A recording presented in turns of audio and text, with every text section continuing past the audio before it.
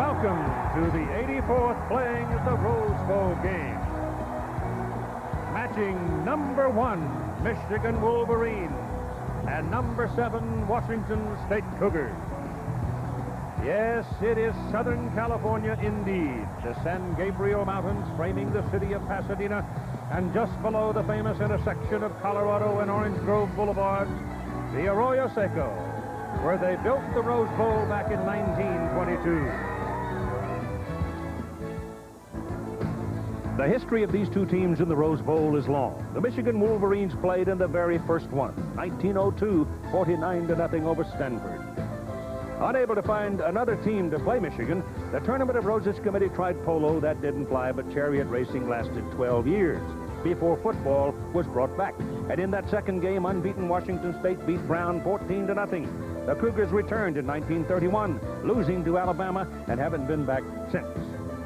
With the coming of the Big Ten Pac-10 agreement, Michigan returned in 1948, winning again 49-0, this time against Southern California. In fact, the Wolverines almost became a regular, this being their 17th Rose Bowl. And this is the way it looks on this sunny afternoon, January 1, 1998. Hello again, everybody. I'm Keith Jackson, and a Happy New Year to you from all of us at ABC Sports. This has been one of the hottest tickets in the history of the Rose Bowl. And remember, it goes over a lot of years, but there's been tremendous demand. The Washington State Cougars coming back for the first time in 67 years, and they bring with them the number 2 offense in the country to aim it right at the number 1 defense in the country of the Michigan Wolverines.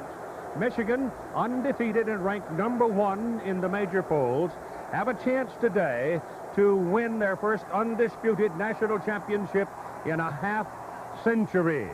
Oh, yes, that creates some extra pressure. There's no doubt about it. And Michigan coach Lloyd Carr says this about it. There's a pressure that goes with being number 1. There's a pressure that goes with playing at Michigan. There's all kinds of pressure no matter what you do in this world. And what I hope we can do is use it in a positive way, embrace it and enjoy it. And, I think we all understand what this game means. Our analyst Bob Griese, triple Hall of Famer, has been in this pressure cooker in a lot of different levels. Is it motivating or is it debilitating? That's a good way to put it. I think a little of both. You know, Michigan never sets their goals past winning the Big Ten championship and getting to the Rose Bowl. Winning a national championship, that wasn't even in the mix. So if we got a chance to win a championship, that's gravy. That's just icing on the cake. But it's a rare opportunity. You don't get this opportunity very often. You better take make the most of it right here while you can.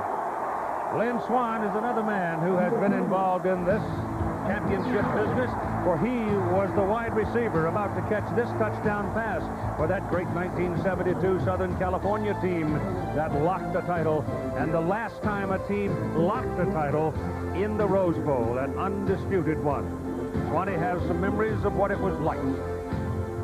Well, Keith, I walked onto this field. I can remember every step, every pass, and the touchdown I scored in the ball game. But that was in 1972. What has not changed is the amount of fear that a player feels when he comes in this field. A Michigan football player, they're expected to win. They're the favorite in this ball game. They want the national championship. They have an unblemished record. So their fear is that they'll lose all of that. Washington State comes out as a giant killer. They should be loose and keep ready to play. All right, Swanee, the score of that game, incidentally, was 42-17, and that Ohio State-USC game set the all-time attendance record here at 106,869. They don't have that many seats here right now, but they could have sold 200,000. This is the Rose Bowl on ABC. ABC Sports presentation of the 1998 Rose Bowl, brought to you by Ford Taurus. Have you driven a Ford lately? Each of these teams has one individual that can definitely influence the outcome of the game. For Washington State, obviously, it is quarterback Ryan Leaf. He's a problem. And Michigan coach Lloyd Carr defines defending him this way. And now, in his second season as Michigan's man up front, from Pasadena, California. Well, I guess we've got a problem with one of our tape machines, but let's talk about Ryan Leaf with Bob Griese, who's seen him, studied him, likes him, and if you were on the other side of the field, you would fear him. Well, what Lloyd Carr has said in that piece of tape is we got to pressure him. We got to get some people on him, defensive line-wise. We got to get at him. If we don't tackle him, at least put pressure where he's throwing the ball very quickly. Ryan Leaf is a great specimen. He's not only tall at 6'6", but he's got a strong arm. He has a quick release. He is in a system that is made for his talents, and that is wide open, 3 wide receivers, 1 back. He's mobile. He can get outside the pocket. He is very dangerous, Keith, and that was what Lloyd Carr told us. We have to pressure him and force him to throw the ball before he wants to. The numbers on the year, I mean, that's remarkable. It is. 33 touchdown passes.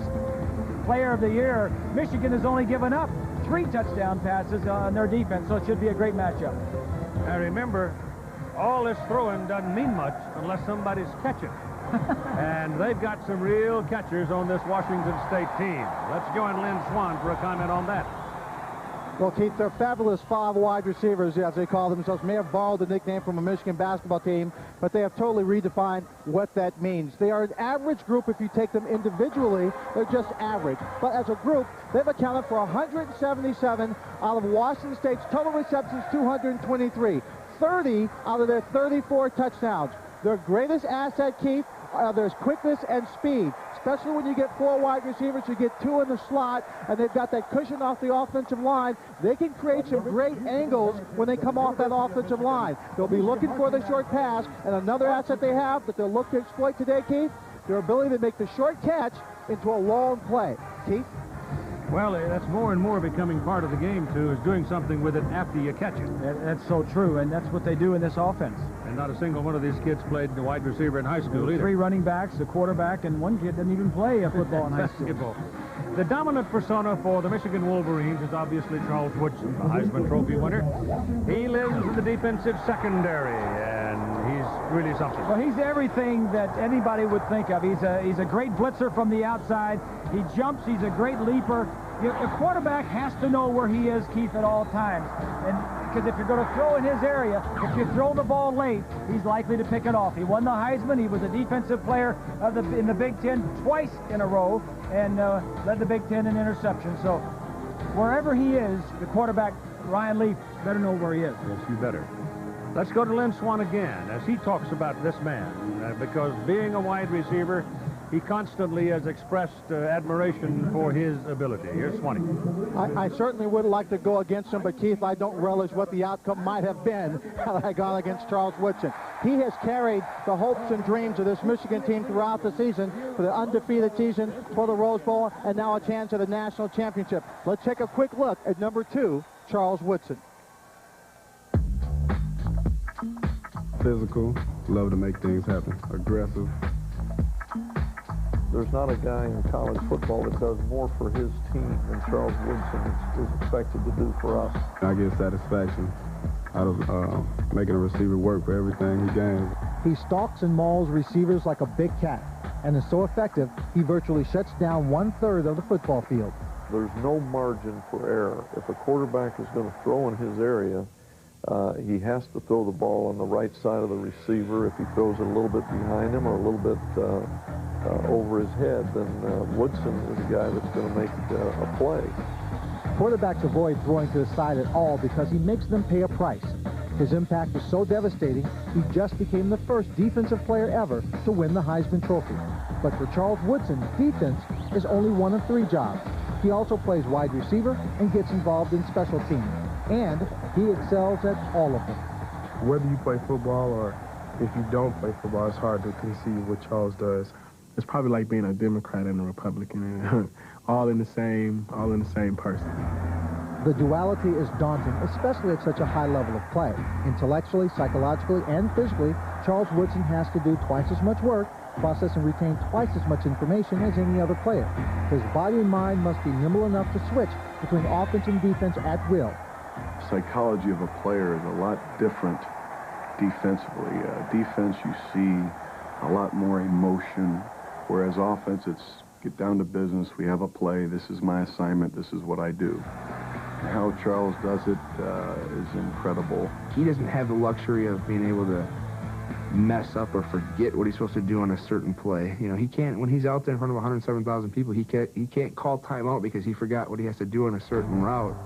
Today, Woodson's mind and body will be firing on all cylinders as the Wolverines look to him on both sides of the ball to spark the kind of run that could make them national champions. And Woodson is still hungry. I have an aggressive style attitude either way, on offense or on defense. You're trying to win. Either way you look at it, you're trying to win. You're trying to beat the guy across from you. You really have to admire Charles Woodson's physical talents all across the board. But there are two reasons why I think he is an exceptional player. One, he plays at the highest level, and he plays there consistently, game in and game out. And most importantly, in the biggest games of the year, when the most was on the line, Charles Woodson played his best football. Now, what does that mean? It means great expectations. This is the biggest and most important football game that Michigan will play in this year. And we expect that Charles Woodson will play up to that standard, Keith. All right, Swanee. There is one old question that you can always ask a football coach before the game and get an answer. He can't say yes or no. And that question is, where do you think the game will swing? And this is how Mike Price of Washington State answered it. I think it's going to swing in the special teams area, particularly our coverage. I really like our punter and our kicker and our long snapper, so that part of the game is excellent. But it's our coverage lanes, us breaking down, and their return people, you know, particularly Charles Woodson. Well, he's expressed again and again and again, as we've watched him all week, that I think maybe he's worried that Leaf's going to come out here and say, all right, maybe here I come. I think he's trying to take some pressure off of Brian Leaf by putting the pressure on the special teams. Yeah. But Mike's been sick a little bit, but he's going to be all right today. But he calls most all of the plays for Ryan Leaf. And I think if he's not there, I think they're going to miss him a little bit, but he should be fine today. Yeah, he was carrying about 102-degree fever for a couple of days. Yeah. There's been a scourge of flu all across Southern California. So this is the Rose Bowl, the 84th play of the Grand Ole game in Pasadena, California. All right, John, thank you very much. And the sun's still shining in the west.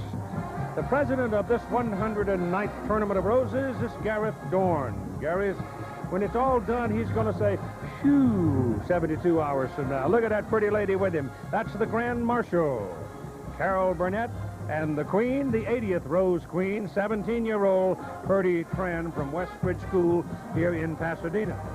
I'm losing my voice. Ryan Leaf has studied and studied and studied, as I'm sure Brian Griese has on the other side for the Michigan Wolverines, looking at defense, defense, and defense. And the other day we asked Ryan to characterize in his mind what he sees in this Michigan defense. I see a lot of trickery by them to mess with the quarterback's mind, doing a lot of zone blitz. They like to bring guys off the corners and up the middle and then drop their defensive ends and tackles, which takes away our hot routes. And that's important in an offense like this. Well, he's got it figured out. It's just a matter of going out and playing. It's going to be a great matchup today. Ryan Leaf and the system and those receivers that he's got going against a team that is blitzes more than he sees. If he can beat this defense today, he's the best in the country because this defense will get after you.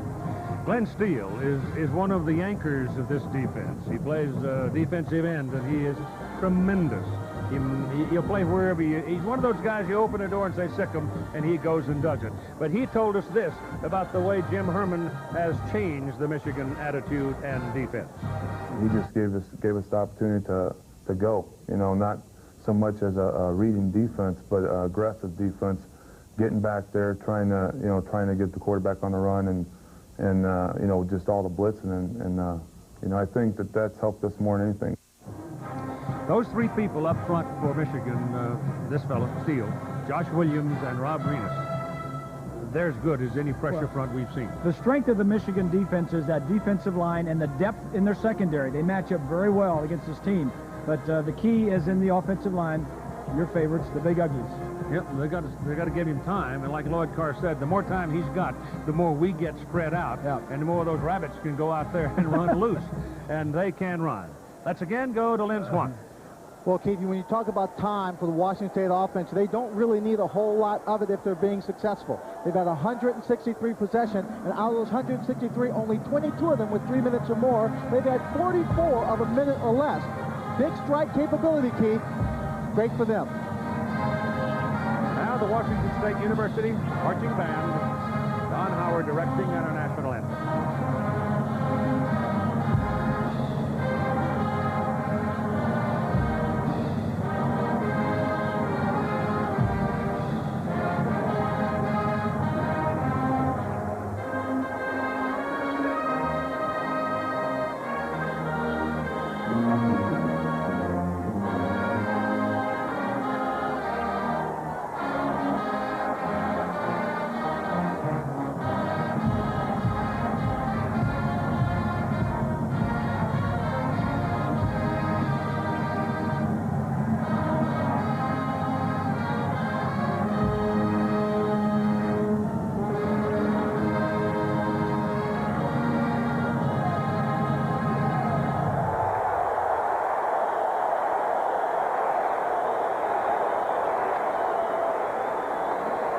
The people up at Washington State University say they had over 300,000 ticket requests for this event.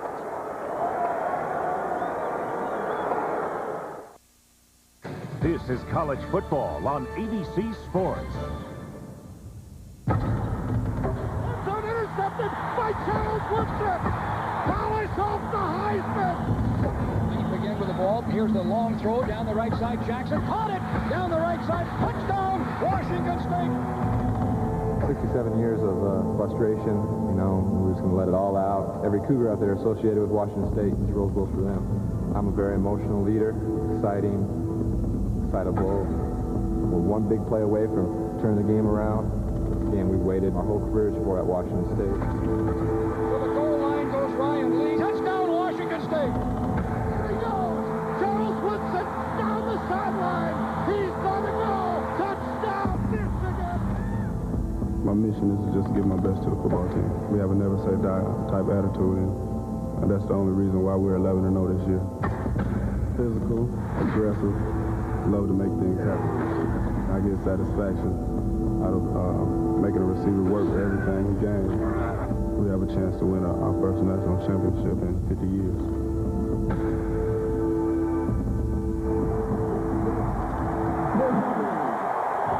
The Washington State Cougars are making their entry now and about to come onto the playing field at the Rose Bowl in Pasadena, the first time in 67 years.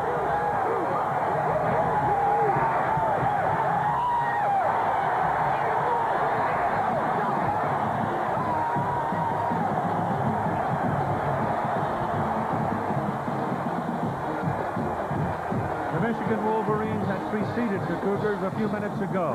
Now, Bob Griese, let's talk about the Michigan offensive side of the ball because they love 80-yard drives, 7 minutes and 15 plays. Well, theirs is the ball control, directly opposite of what the Cougars are. They like to score quickly, throw the ball down the field, big play offense. Michigan's offense is just the opposite. Ball control, time of possession, take some time off the clock. The key here on this side of the ball is, can the defensive line of the Cougars stop that offensive line in the running game of Michigan and get Ryan Leaf back on the field? Yeah, if he's sitting on the sidelines, he's not going to hurt you.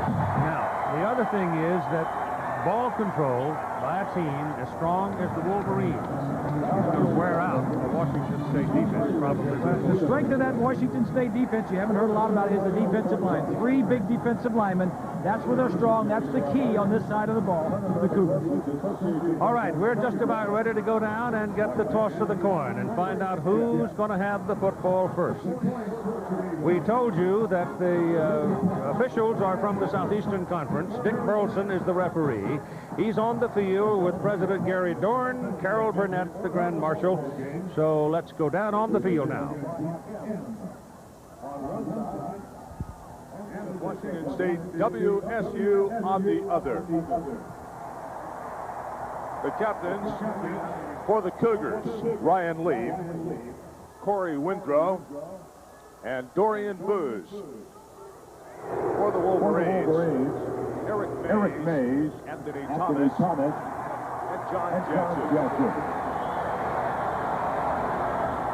The team with one goes up after the coin lands on the turf. Will win the toss.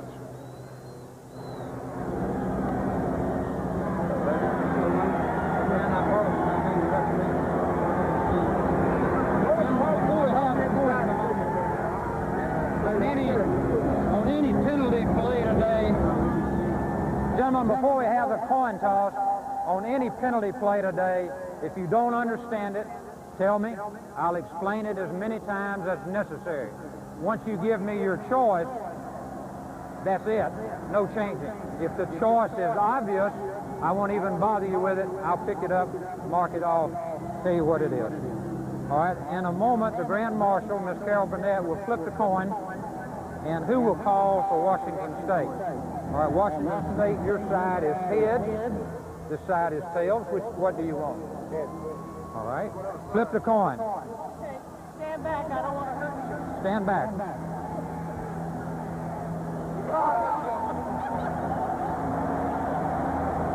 All right, it is head, and you want the ball.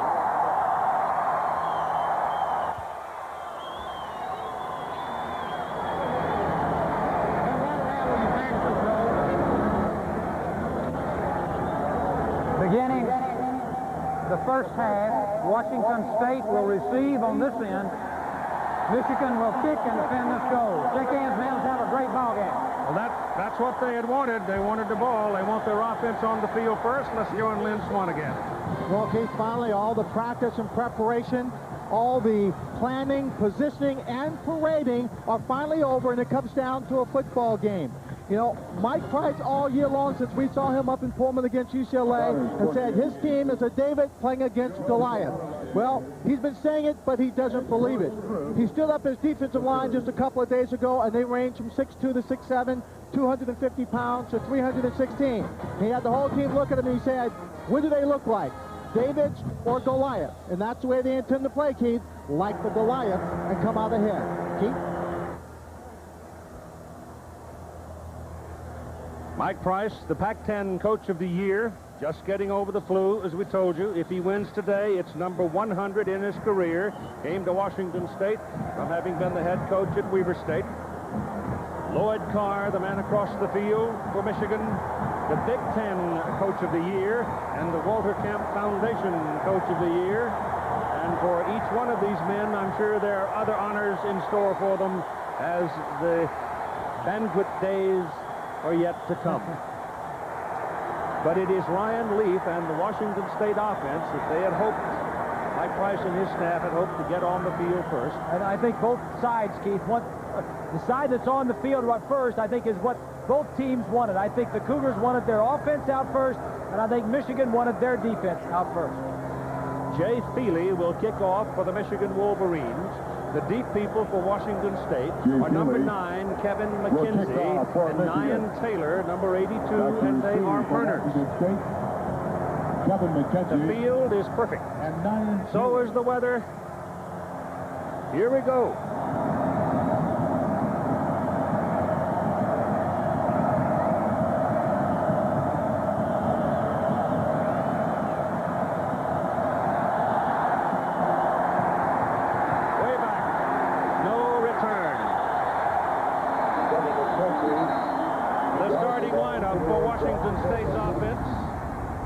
The group that has to hunker down and hold together to give Ryan Leaf time is the offensive front. They're facing one of the strongest rushes in college football. They are going to be outsized in some spots. The receivers, 5 of them on the field sometime, 4 all the time, and collectively there's something to see. But they are facing one of the best secondaries in the country. In the backfield, Ryan Leaf you know about, the Leaf who grew into a tree. Tight end is Love Jefferson. Running back Michael Black ran for 1,157 yards this season. Here's your first play of the 84th Rose Bowl game. And guess what? Leaf is throwing, and it is caught. A pickup of 8 yards to the sideline, and it was a bullet thrown to Chris Jackson. The Michigan defensive front, they are the woodsmen. You may think they've got chainsaws before the day's over. They are very good, and they are big and strong. The linebackers, Tommy Hendricks, is a free safety, actually, but because of the defensive packages, they are going to put him up there in a linebacking spot. You'll have 5 and 6 defensive backs on the field throughout this ball game. 2nd down and 2 for Washington State. This pass is thrown to the outside. Sean Washington broken back inside, shaking off a defender, and they missed on their connection. Well, you got strength against strength, Keith. The national rankings, Michigan's defense first in scoring, total yardage, and passing yardage. Washington not far behind on offense. They're the 2nd best scoring at 42 points a game, 2nd in total yardage, and 4th in passing yardage. Michigan, the 2nd play of the game, went to 6 defensive backs, Keith, 1 linebacker, so they got their dime package in there, 6 backs.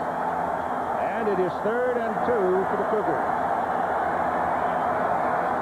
Ray creeps up to the line of scrimmage and then backs off. Leaf hands it to Michael Black. He gets across the 30 out to the 33-yard line for a 1st down. This is one of the things that Lloyd Carr talked about a lot. You can't forget it. He'll tear a hole in you. Both coaches on both teams talked about the importance of Michael Black. The Cougars coaches, John McDonald, said that he is one of the important players. He has to have a big game today. And Jim Herman, the defensive coordinator, says we can't forget about Michael Black. So it's 1st down just beyond the 32-yard line for Washington State. And Sean Penn, pressure coming, passes away, incomplete. Diving for the ball was Marcus Ray. The man coming to put the heat on was Charles Woodson. So Messrs. Woodson and Leaf have now met. Marcus Ray on the coverage for the Wolverines. Michigan's got a lot of defensive blitzes, a lot of defensive pressures this time. Woodson on the nickel package. He moves from the outside position to a slot position. He covers the slot receiver. That allows him to blitz off the corner a lot more than he normally would. But remember, when you're blitzing, there's a hole back there somewhere. 2nd down and 10. They run it with Black. Nothing to it.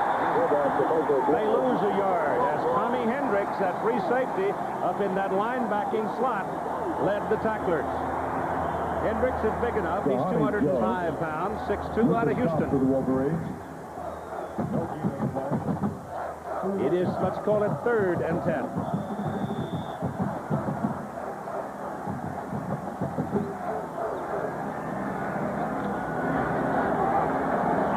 Bright sunshine, middle 70s on the field. They go to the shotgun for the 1st time, and there are 3 wideouts. Incomplete. It was Charles Woodson coming on the blitz. Washington State was not prepared for it. The protector was on the other side, and Woodson beat him to leave, and he had to unload it. Here's Woodson right here. He's going to slide in from the outside. Michigan sending 5 men, one of them a defensive back. And the quickness, that was a surprise. Leach did not see him coming, was surprised when he turned and saw Woodson there. And Jeff Banks is now in to punt, and Woodson, who has been involved in the last 2 plays very prominently, goes back inside the 25-yard line. Banks averages just under 44 yards per punt. Gets a pretty good kick away. Woodson circles on it at the 22-yard line. Gets away from the first wave of coverage.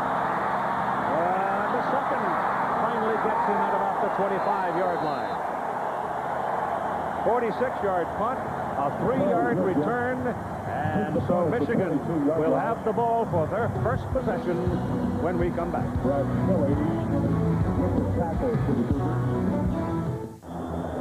Here in the Rose Bowl, the referee, Dick Burleson, called a charge timeout against Washington State because number 2 Ray Jackson had his pants rolled up above his knee. Part of the infractions involving equipment and dress, Keith. can't do that. You got to keep them over the knee pad. The knee pad has to be over the knee. This is Chris Howard on the first carry of the ball game for the Michigan Wolverines. You're going to see a lot of it today. That's a gain of 5 yards. The starting lineup for the Wolverines along the offensive front, 2 redshirt freshmen, Jeff Backus and Steve Hutchinson. Chris Siemens, a sophomore. Adamy and Jansen changed positions, but they've melded very well. The receivers, the tight end Jeremy Tooman is leading the team in receptions as far as the ends are concerned. Wideout Ty Streets finally has healthy hands. And the big thumper in the backfield is Chris Howard, 868 yards on the ground. This is Brian Griese rolling and throwing to his tight end. And it's good for the first down as Mark Campbell comes across to make the reception. He ran right along the yard stripe with his quarterback, and suddenly he was open, and he gave him the ball. The Washington State defense along the front, big people here, 2 300-pounders in Gary Holmes and Leon Bender. Dorian Boose and Shane Doyle are quick people and quite lanky. They can reach in the air. Got to throw it over them. The linebackers, this is a very quick group, and they will come. They're not as big as some, but they're quick. And this is the defensive secondary. Lamont Thompson is a true freshman with 5 interceptions in his last 3 games. This is Chris Howard with his second carry of the ball game, and it's good for about 2 yards. Stop for the Cougars. A gain of 1 yard. No score. We're in the first quarter of play. Let me give you that the vernacular of the rule book, and it says simply, each player must wear a helmet, a face mask, a readily visible colored mouthpiece, and half-inch thick knee pads covered by pants. Well, I think he had his pants rolled up, too, over his knees. You got to have your pants down below your knees. These are SEC officials. Maybe they don't allow that down there, and the Pac-10 does. I doubt it. And slipping and sliding and falling, losing his footing is Chris Lloyd. He primarily is a blocking back, but occasionally he'll pop a big one on you, and he's a big guy at 231 pounds. But he's going to lose a couple of yards there, and it's going to be 3rd down and 10. Well, we mentioned that Michigan's offense is not like the Cougars. The Cougars score quickly. Michigan would rather take their time. 17 scoring drives of over 70 yards.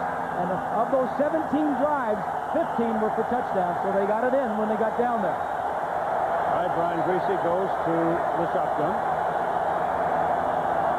Howard is in motion. He led the team in receptions this year. They flush Griese out of the pocket. Pressure coming, passes away, and it is thrown out of bounds.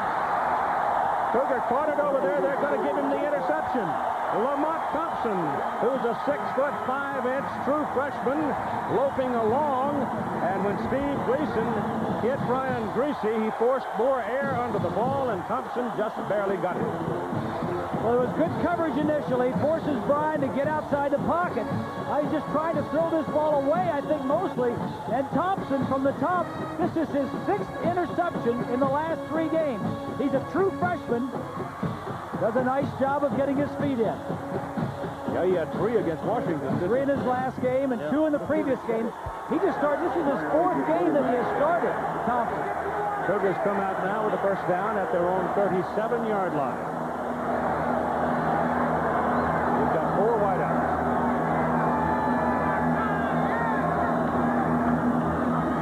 Send the black up the middle to the 40. It'll be a pickup of about 2.5 yards. James Hall with the stop for the Wolverines. Gain of 3 yards. That interception by Brian Griese was only his 2nd interception in the last 120 throws. Michigan very good at not turning the ball over. Second down and long 7. Shotgun, nobody back there with him. There are 5 wideouts on the field. Pressure coming, pass away, pass dropped. Pass dropped by Sean McWashington.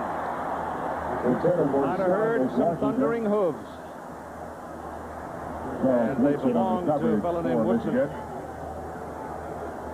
And Washington usually makes those types of catches. Pressure on the quarterback. Mike Price says, all right, fellas, we're going to throw the ball a lot. We don't have to catch them all. We just want to catch some and break some big plays. He's got some daylight. I think he's still got some butterflies. You know, it takes a couple of series. Everybody go settle down and play good football. 3rd down, long 7. Pass You may have a roughing the passer call here because that's the second time they've decked Leaf, and it was Ian Gold who came flying in to hit him. I think you're right, Keith. Roughing the passer, personal foul, first down. Michigan had a blitz on. And I think it was Ian Gold that had a clear shot. You could see Carr shaking his head. A close call, but nonetheless, a call that goes against Carr and Michigan and gives the Cougars a first down. That's like a turnover, Keith, because they would have had to punt the ball away. And they have the ball for the first time today on the Michigan side of the field at the Wolverines' 45-yard line. 9:23.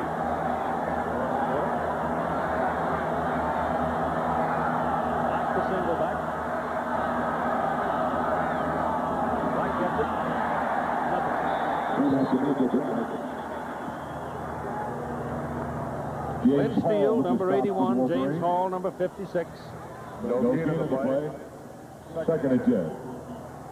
Football is not only a game of acquisition of real estate, it is also a game of attrition.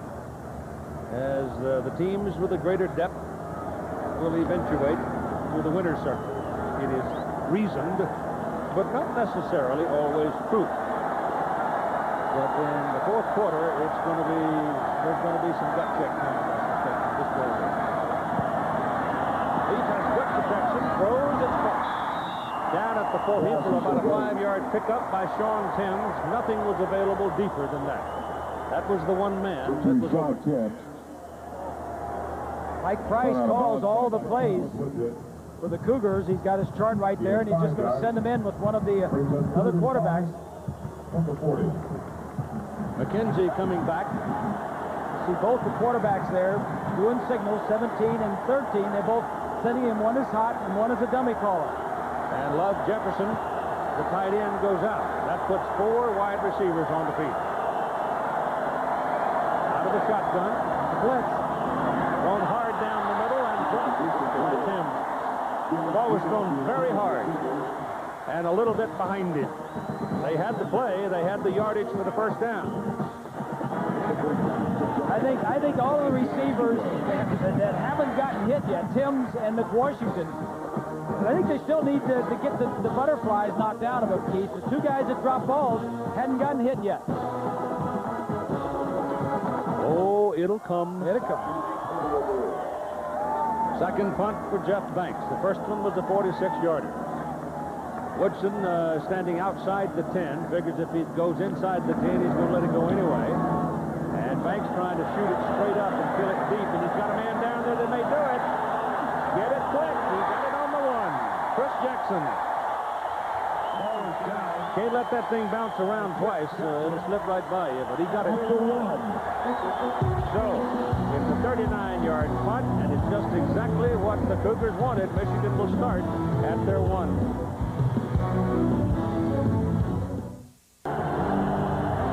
The Michigan Wolverines snapping the ball coming out of their end zone. A quarterback sneak by Brian Griese as the Washington State punter got it killed down there deep. And not wanting to take any chances until they get a little bit of real estate behind them, they just wedge it out a couple of yards. In at 2 yards. Second and 8. Well, offensively, you don't want to make a mistake down here, Keith. You know, Michigan against Ohio State, the last game of the year, dropped one. Michigan not throwing many interceptions this year, and that's been one of the reasons they've been so successful. Ball is handed to Chris Howard. And Chris will get up to about the 9-yard line behind Steve Hutchinson, who is one of those redshirt freshmen on the left side of the line. Normally, when you have a right-handed quarterback, you want experienced, tough guys over there on that left side to take care of it. In Michigan's case, they have 2 redshirt freshmen on the left side of that offensive line, but they've been very good.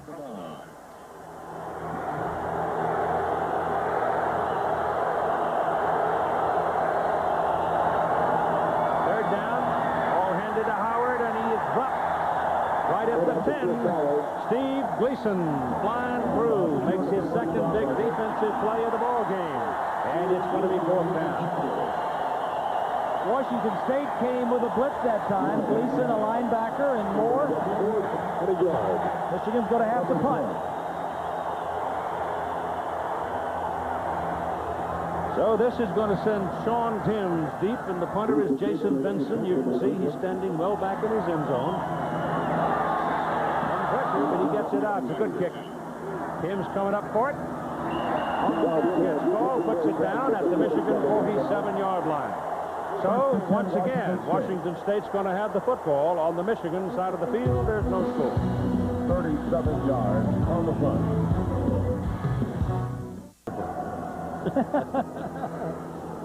The idea. Field position is so very important, and Washington State has had the best of it. Michigan with the 1 interception. Washington State has made a couple of first downs, and Michigan has only made 1.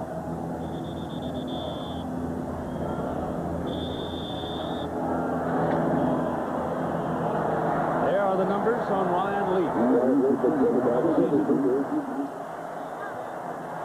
Impressive. First down from the 47-yard line of Michigan. Leaf stands approach quickly, has a man over there. That's Chris Jackson. Jackson wiggled around and picked up the first down for the Michigan 35. Andre Weathers on the coverage. Chris Jackson has evolved from this Fab 5 receiver corps to be the go-to guy. He leads them in receptions coming in with 49 and 11 touchdowns on the year. He was the basketball player in high school. Didn't play football. The only man on that 5-5 that did not play football in high school. You're right. So, first down.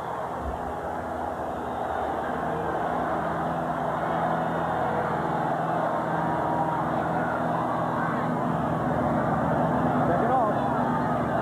Michigan shows blitz. They're coming. They got him. Number 55, Deontay Jones. Jones, a young man from Potomac, Maryland, sophomore. So quick. He stepped up into the gap, and he was gone before they had a look at him. There he is, 55, right up the middle. Ryan saw it coming, checked it off, but before Black could get up and block him, Deontay Jones was in there. Now, Black needs to move up, Keith. If Deontay Jones gets up in the line, he needs to scoot up right behind the guard to block him. Yeah, he was too far from him. Yeah, move up. It is now 2nd down and 16 for the Cougars as they lose 6 on the play. Give it to Black. Black pops it up the middle. Breaks one tackle, breaks another tackle. Keeps on chunking down to about the 32-yard line, where again Jones makes the play. Black gained over 1,000 yards this year, Keith. He balances this attack out real nicely. Mike Price scripts the first 10 or 15 plays. From the 32. He broke a tackle from Marcus Ray, and when you break a Marcus Ray tackle, more than likely it's new. Good point. He's a tough guy. 3rd down now and 7. Takes off. Gets his first down. See, he is not immobile. He got away from Joaquin Frizzell and took off. Ryan Leaf stands 6'6", weighs 238 pounds, and he's from Great Falls, Montana, so he's used to running barefoot in the snow. This is the wild card in Ryan Leaf's ability to throw and run. He moves well, almost lost the ball. This is the wild card in Ryan Leaf's ability to throw and run. He moves well, almost lost the ball, but picked up the first down. Good play. Down near the Michigan 28-yard line, where it's first down for the Cougars. No score in the first quarter with 4 men to play. Hands it away to Black. Black's got some room. 50 fellow gets inside the 15, a little bit short of the first down. Tommy Hendricks and Marcus Ray on the tackle. Michael Black came out of Camp Kilpatrick, out in the Malibu mountain area. From the 15. Found his way after a bit of a troubled beginning in his young life. The Pullman, Mike Price gave him a chance, and he's made the most of it.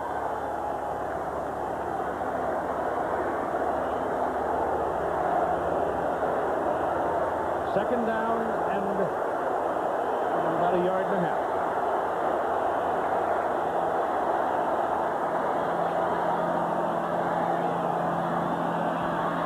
He's passed. Touchdown. McKenzie.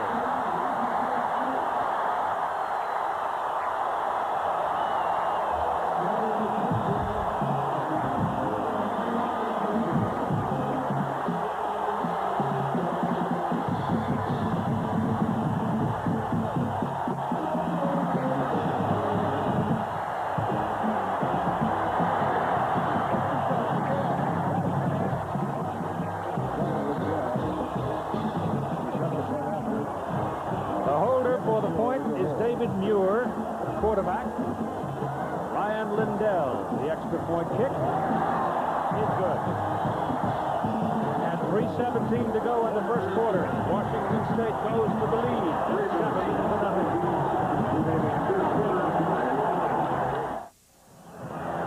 3 minutes for a possession is beyond their average. Yeah, it takes them a long time. What took so long, guys? 15-yard reception, but that master right there, Kevin McKenzie. Long Beach, California. He's a senior. The average length of Washington State possession is over 1 second less than 2 minutes. But at this point, you have to be a little bit careful now about false security. Anthony Thomas, number 32, is out there looking at the ball, going deep into the end zone and beyond the field of play, and he'll come out to the 20. Keith, let's go back and take a look at the touchdown. 2 wide receivers on either side of the field. Spreads out the Michigan defense. McKenzie's just going to run a slant from the slot position across the field. Ryan looks to his left. Now watch him as he's going to throw across the field. Take a look. Watch him backpedal. This is something a lot of quarterbacks don't do. He looks to our right side and comes back. This was probably a second or third receiver in the route. And Ryan isn't going to hide any emotion. So we got one. We got one. Michigan has trailed in the first quarter in 5 of their games this year. Woodson on the field on the offensive side now. Ty Streets, however, will make that catch, number 86, the junior out of Madison, Illinois. At one time during the season, Ty Streets had a broken bone in one hand and a sprained thumb and something. Dislocated finger. Both hands. The good thing about bowl games, Keith, is both teams get an opportunity to heal most of their players, obviously, if you had a serious knee injury. But their little bumps and bruises are all healed by now. Ball is handed off by Griese.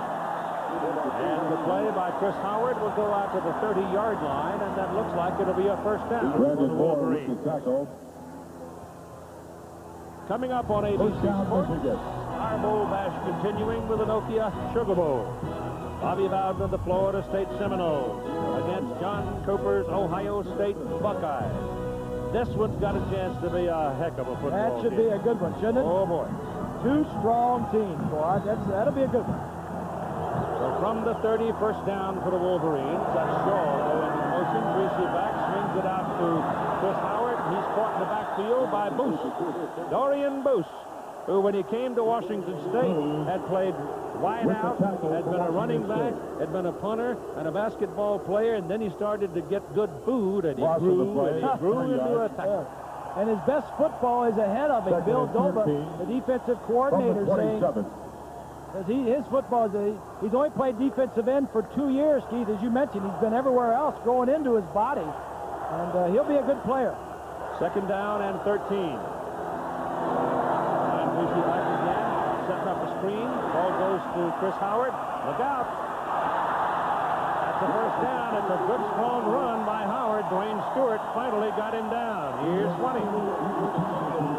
Well, Keith, you and Bob were talking about the importance of Michael Black of Washington State's offense and how he balances that passing attack out. What Michigan seems to have lacked this year is a passing game that balances out their run attack. Their wide receivers accounted for 59 out of 191 pass receptions. That's only 30.8. And if you take out Charles Woodson, they only account for 25%. What they need for the receivers to do in this ball game, make a big play. They had 0 catches against Ohio State, Keith. And Woodson has come off the field, and the ball is turned and given to Thomas. And Anthony Anthony Thomas, the freshman out of Lincoln, Louisiana. He's a big guy, about 228 or 30 pounds. And he can pop in there with some authority. Got better and better as the year went on. The ball is put at the 45-yard line. Dorian Boose again on the tackle.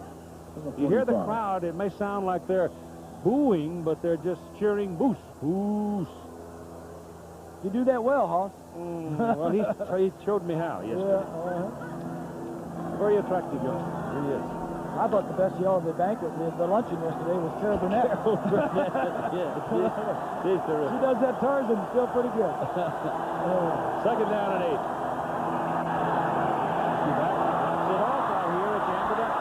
And again, they miss the tackle. There's 2 tackles. And Thomas is all the way down to the 40-yard line on the Washington State side of the field. So Michigan is spreading the Cougars a bit. Yeah, well, Brian was looking to throw the ball downfield, but both receivers were fairly well covered, so he dumps it off to the backs. Thomas, 32, is going to swing to the left side. Brian gives it a good look downfield and then just dumps it off. And Thomas does a good job of getting away from the tackle of Gleason. Gary Holmes came in and put a pretty good lick on Brian Griese, too, after the ball, as the ball was being thrown. Ball is handed to Thomas. And Mike DeBoard, the offensive coordinator for the Wolverines, apparently has decided now that it's time to go out there and start doing some paint swapping. Well, so they put the big back in. Well, yeah, that's right. But this is a big drive for Michigan, Keith. They've had the ball. This is their 3rd possession. And Washington State has just went down and scored, so it's important for Michigan to get down and answer that. Second and 8.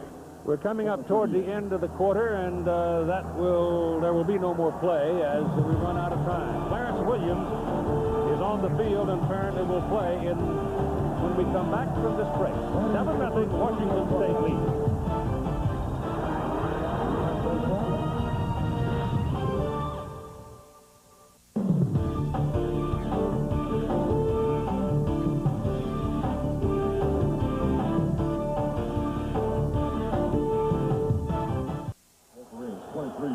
We go to the second quarter of play in the Rose Bowl with Washington State leading Michigan 7-0. It's 2nd down and 8 for the Wolverines. Brian Griese drops it off very quickly to Clarence Williams, who has come in for his first play after having struggled some with a hamstring.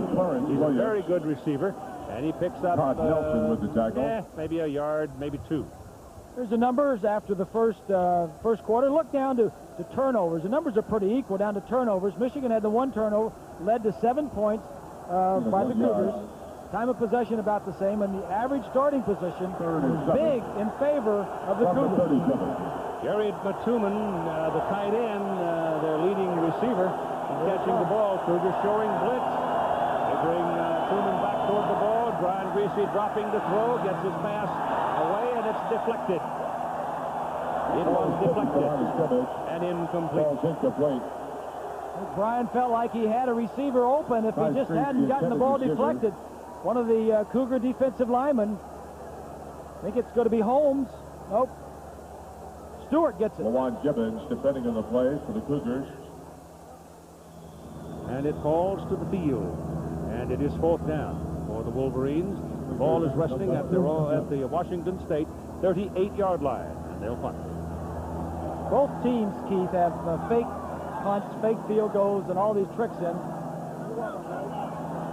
Punter just came on the field. Punter, everybody else went out and got in set position, and then the punter came running. A lot of tricks. You got to prepare. High hanger, that'll be pretty good. They're going to let it go, and it takes a further bounce. Comes bounding back up the field. So there's a bit of luck in the bounce of the ball there for Washington State as it comes out to the 23-yard line, where they will get it after a 15-yard net on that punt.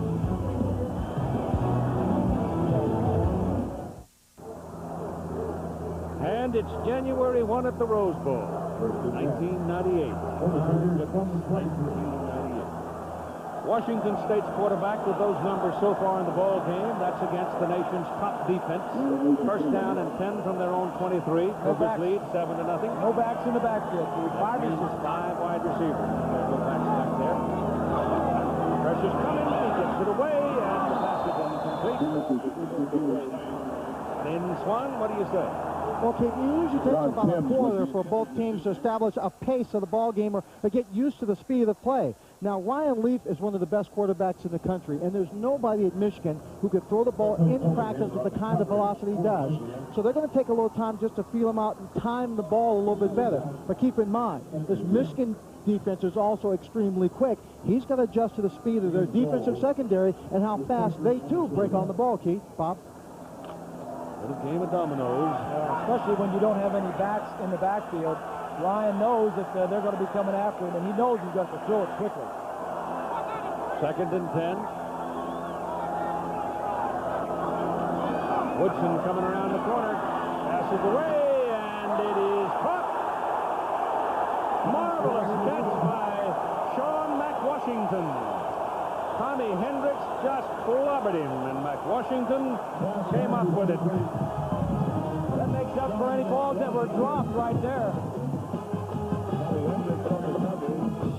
Ball is thrown only place it can be. Leaf gives himself a little bit of time, buys himself some time by sliding around in the pocket. Moves around, throws it off balance. You got ball, a strong arm to get that one in, Keith. Ball handed off. And not a lot in there for DeJuan Gilmore, who's in at running back now, giving Michael Black a bit of a breather. And Black needs it because most of his work here in this early going has been blocking those big people.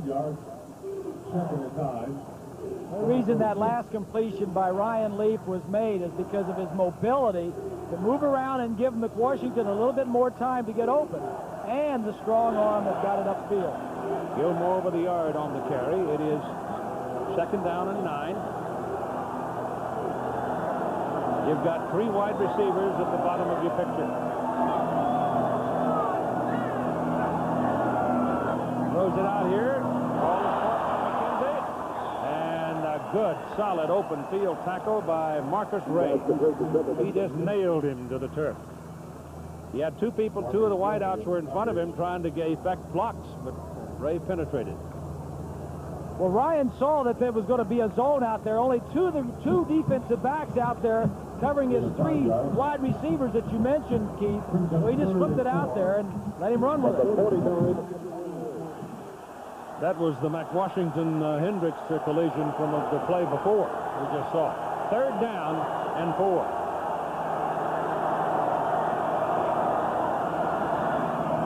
He's got him. 1st down. He's got loose. It's Chris Jackson, and out of bounds at the 15-yard line. 14-yard line. Got away from Tommy Hendricks, and Tommy ran him down. 4 wide receivers spread across the field, and here you have one-on-one outside here. Receiver just going to go down 5 yards and stop. It's 3rd and 5. Picks it up, and then a poor tackle by Weathers. Big 1st down. Short throw, long run. Do something with it after you catch it. There you go. 1st down at the 14. Show blitz, they're coming. Passes away, he's open, he missed him. Sean McWashington was alone in the end zone, and the ball was just a little too high because there were 3 people beating on Ryan Leaf. Yeah, you're exactly right, Keith. Ryan held it as long as he could. From behind the defense, there's a blitz, Gold and DeHoney Jones up the middle. And he saw him coming across, and he just couldn't wait long enough. He had to throw it. He didn't know exactly the angle of him coming across the field. Close. 2nd down and 10.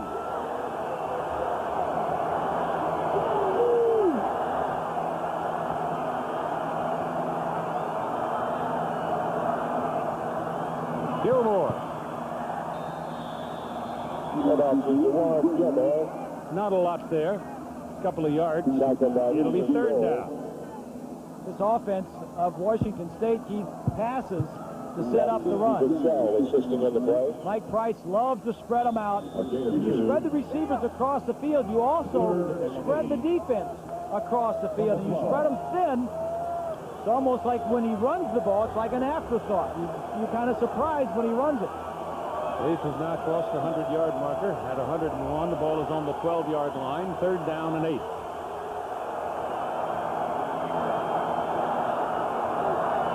They come again. Rolling out.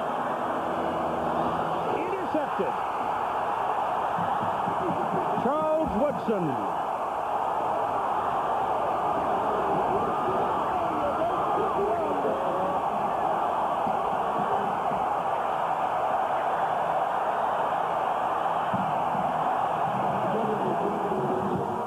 Goes to Woodson's side of the field, and he takes it away from him.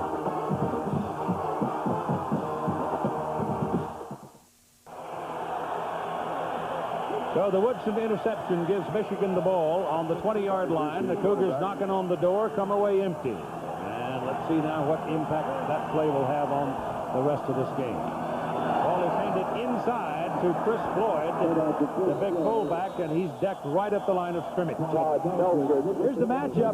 Here's the matchup right here. Woodson, number 2, the bottom of your frame.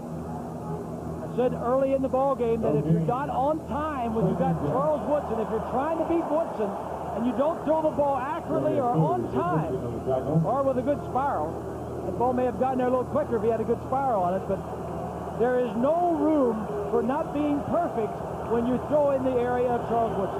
Cougars show blitz. And Brian Griese runs away from it. And will get up to about the 27-yard line where Martin Pulla brings him down.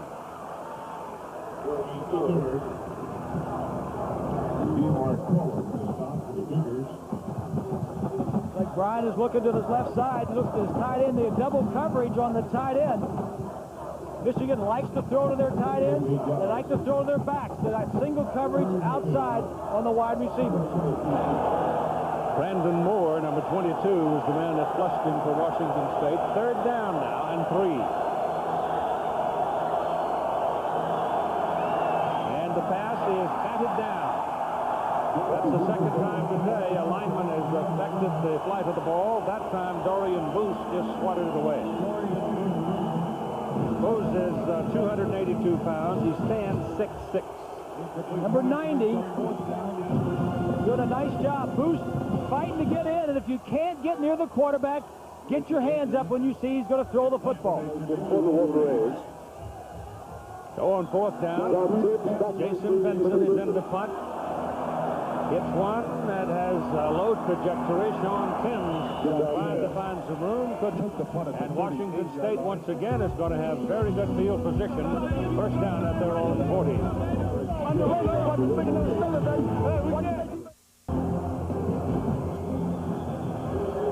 Cloudless, almost day. Getting a little hazy now. Right there had been forecasts of rain late in the day, but I think not. Ryan Leaf now coming out for this possession to start at his own 40-yard line. Washington State's average starting position has been very good so far in the game. Outstanding. They lead 7-0 with 9:43 to play in the 1st half. Michigan shows blitz. They run it up the middle with Gilmore. And Gilmore sidesteps one tackle, and then he is brought down up at the 46-yard line by Andre Weathers. With the tackle. Good blocking on the left side of that offensive line. Rainville and McAdoo and Harrison, the center. Gilmore's going off the field now, and so is Love Jefferson. That probably is going to bring us to a no-back circumstance on 2nd down and 4. Michael Black has been off getting some rest, so you've got your 5 wideout. And Michigan hops up there, and here they come. Every time they see this, they're going to lay their ears back and come. Away, the pass is caught. Good for a 1st down. The man made the catch on his knees, and now they're going to wave it off and say no catch. Didn't control it. It's Nyan Taylor. The reason the ball was low is because Ryan threw it so quickly before he set his feet, because he knew there was a blitz coming. When there is not any running backs left in the backfield, as you see here, he's going to get out and throw the ball quickly because he knows he can't block anybody. That was a catchable ball. Oh, certainly was catchable, but it went right through his arms. Yeah. So it'll be 3rd down and 4 now for Washington State. Ball up on their own 46-yard line. As Fab 5 has not been fabulous. They've dropped 3 passes so far, Keith. Well, one of them was thrown so hard, I think he probably broken his knee. They got him. James Hall, number 56. Well, they're messing with Leaf's mind. Jim Herman, the defensive coordinator, goes to a 3-man defensive line this time and puts 4 guys from the weak side. Ryan didn't see it coming. You don't want to block Steele. I mean, somebody's got to get on that big guy. Hall got him, but it's a good thing that Steele didn't get there first. And on 4th and 13, in the punt is Jeff Banks. Gets it out, gets it to turn over. Pretty good kick. Woodson at the 19. First man missed him, second man missed him, gets a block on the corner. He may tear this one up.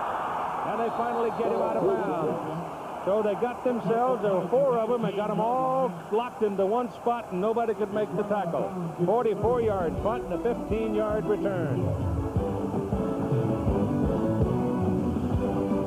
Tonight's topic, Free Friday. Yeah. Sir, you played a critical role in the creation of the new Burger King fries that are being given away this Friday? That's right, Bill. Free Friday. Amazing. Now this. The crispy new Burger King fries beat McDonald's fries in a nationwide taste test. Stop in Friday, January 2nd for a free small order. Welcome back. Why give them away? It's giving something back. I started from the ground up. Literally.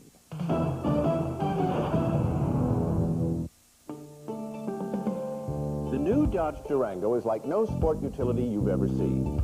Say, for instance, you live in a neighborhood with a rhino problem.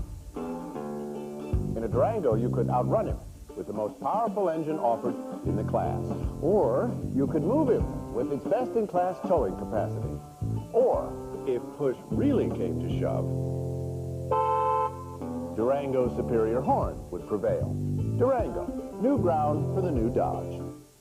In the world of college athletics, no conference compares to the Pac-10. During the 96-97 season, the Pac-10 dominated the NCAA, winning a record 14-team championship. 7 Pac-10 schools brought home at least 1 NCAA crown, while Stanford became the first school in NCAA history to win 6 titles in a single year. The Pacific 10 Conference salutes the student athletes and their coaches who produced this tremendous achievement, truly making the Pac-10 the Conference of Champions. Go back and take another look at that Charles Woodson punt return from our ABC cable cam. He's going to outrun the entire Cougar defense to the sideline, but by doing so, the rest of them catch up. But this is the best field position for the Wolverines all day.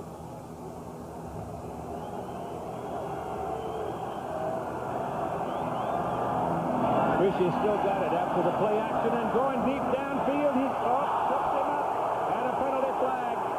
High Street trips, running across with Ray Jackson covering, and it's a 15-yard pass interference call coming up.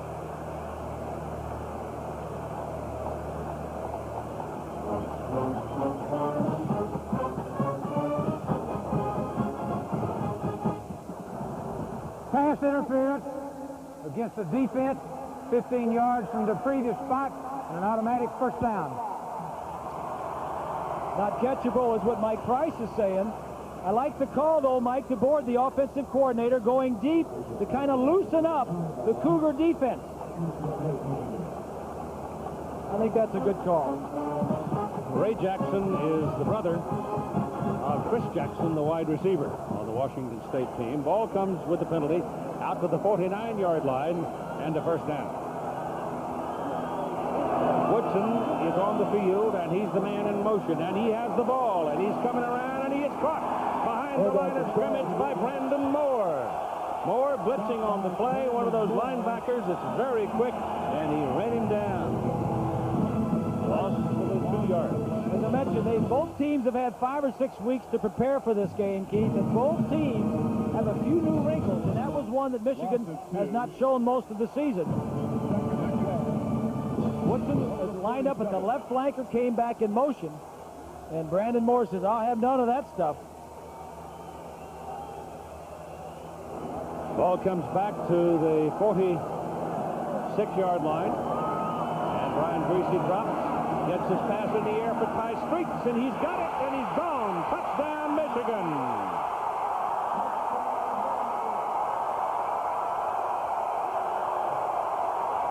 Ty Streets is 6'4", Ray Jackson 6'1", and Streets just simply outran him. And Brian put the ball right where it had to be. Right before the offensive coordinator says we're going to test the corners. We're going to throw deep to our wide guys. They're both healthy for the first time in a long time. Twice on that series, they threw the ball deep down the field. They got a penalty and a touchdown on the two plays. Craig Baker for the point. And it's good. Penalty flag, though. Two penalty flags in the end zone.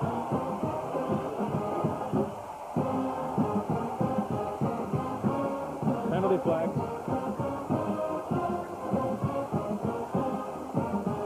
They're both thrown in from the end zone. That makes me think that it's too many men on the field for the Cougars.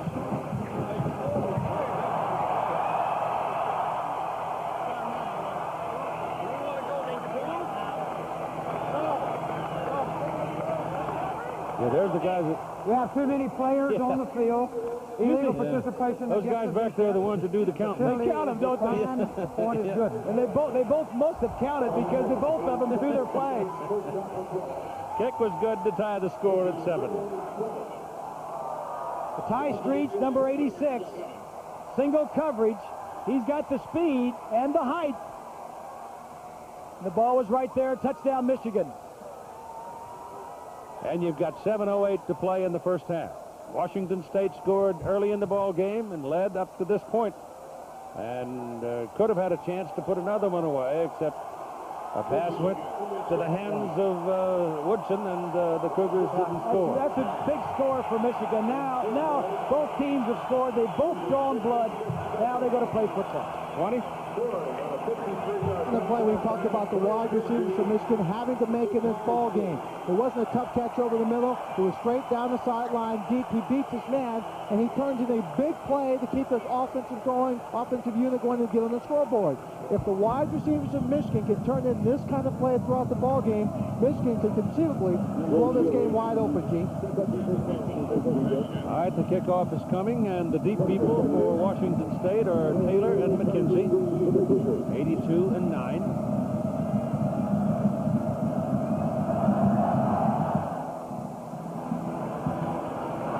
It's 4 yards deep, and there'll be no return. So they'll come out to the 20-yard line where they'll have it first down.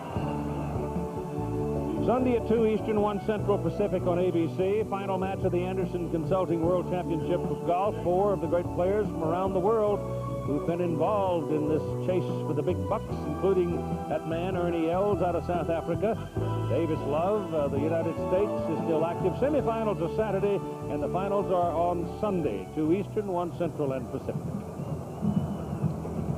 So the ball's on the 20. Now let's see whether or not that Michigan defense will assert itself here, pin Washington State, and give their offense one more chance before the halftime. 7-7 tie. Steve's pass thrown to the outside. It is completed to McKenzie, and he loses the football, but there's a flag on the field. There's a beanbag on the field. That means he keeps possession. Well, one of the Michigan men was trying to get off the field. Tim. Sean Tim's the man who had the ball, not 9, 8. Here's the discussion of the penalty. Michigan with too many men on the field.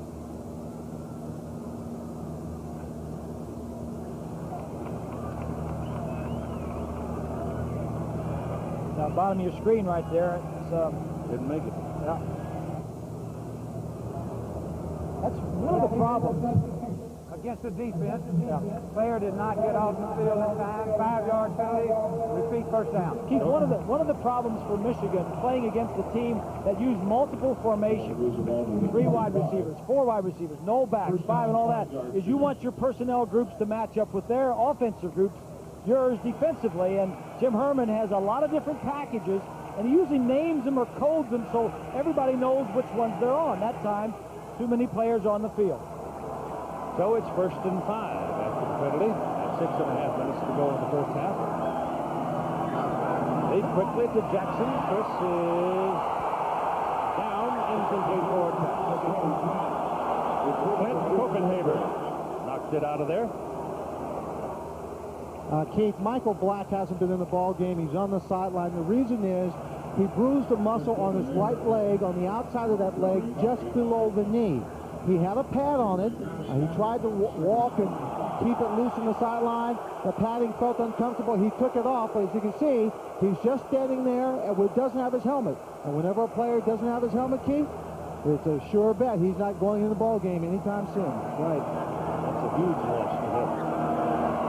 No backs. Second down.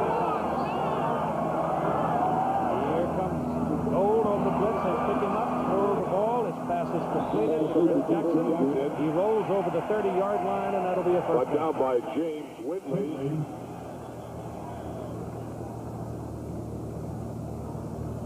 I think when Ryan sees something strange over there, he's just going to pop up and fire that ball out here. Three wide receivers out here, just get the ball out. It's like a long handoff, Keith, on a run around the end.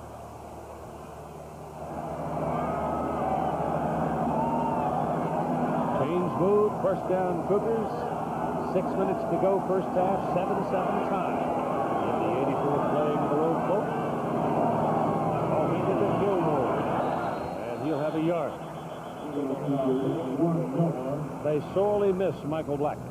No doubt about it. Well, Gilmore is a little bit more explosive, but certainly doesn't have the complete package of running, receiving, and blocking that Michael Black has. Ryan Leaf, 8 of 18 for 106 yards, a touchdown, and an interception. Gilmore has the size enough, 195, but he's a sophomore. He doesn't have a whole lot of playing time. Second down. Leaf has protection this time, and it's dropped. My goodness, it was in the hands of James Whitley, the freshman from Norfolk, Virginia. And James couldn't put it away. I think one of Whitley's teammates knocked it out of his hand. There's a penalty flag back where the ball was thrown. Yeah, I think he would have held on if Hendricks, 41, hadn't have knocked it out. We've got a penalty against Washington State.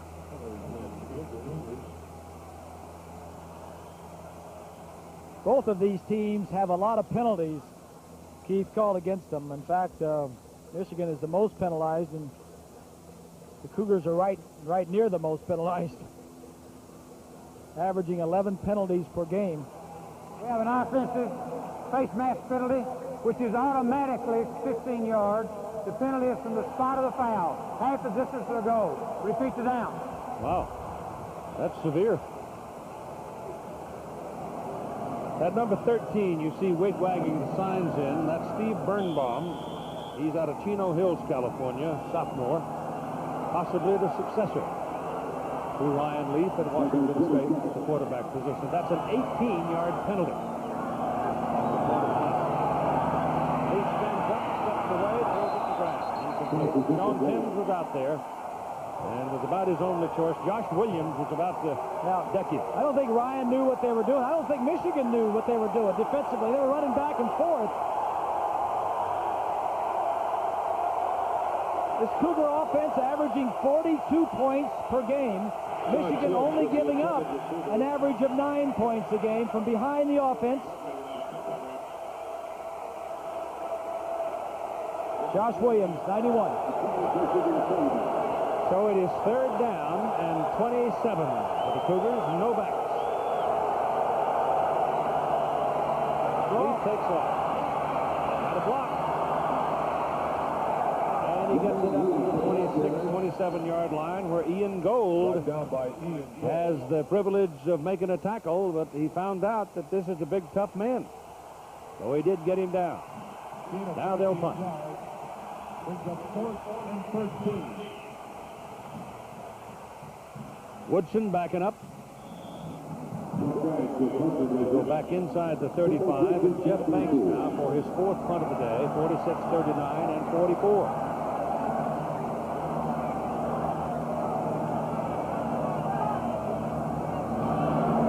No pressure. Kick is away. Woodson at the 32. And they get it.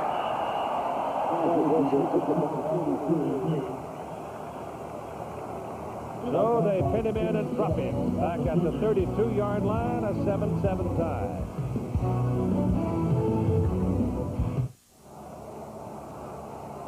.4:17 to go in the first half and a 7-7 tie. The nation's top defense against the nation's #2 offense. Michigan trying to win its first undisputed national championship in a half a century. Washington State coming in with its highest ranking in the national poll ever. Brian Griese on first down for the 32. Complete to Russell Shaw. His first reception of the day, and it's good for about 12 yards and a first down. If you're going to throw, a first down is not a bad down to throw. And Mike DeBoard, the last possession that Michigan had, they went down and scored, opened it up, threw some deep passes. I think throwing on first down is the key for Michigan, Keith. I think the Cougars are stacked in there for that run game. Inside 4 minutes to go in the first half now. You got a double tight end alignment, Campbell and Tuman. Tuman has not caught a ball yesterday. That's Anthony Thomas, the freshman, and he is decked by Dorian Booth for a loss on the play at the 42. I don't think Anthony Thomas saw the big moose. You don't normally see many running backs get hit and taken down like this. Booth is number 90. Throws away Campbell, number 88, after he gets out of his grip. Good play by Booth. He's got containment on that side. Nobody was going to get outside of him. Put it on the 41 and make it a 2nd down and 13. Griese still got it. Passes away to Truman, his first catch of the day. And he's knocked out of bounds just across midfield. And it's about 3 yards short of a first down. If there's one play that Michigan is known for, I think, throwing the ball, Keith, it's that counter with the tight ends coming across. They've run this play all year long from behind the defense of Washington State. Truman's caught a lot of these passes this year.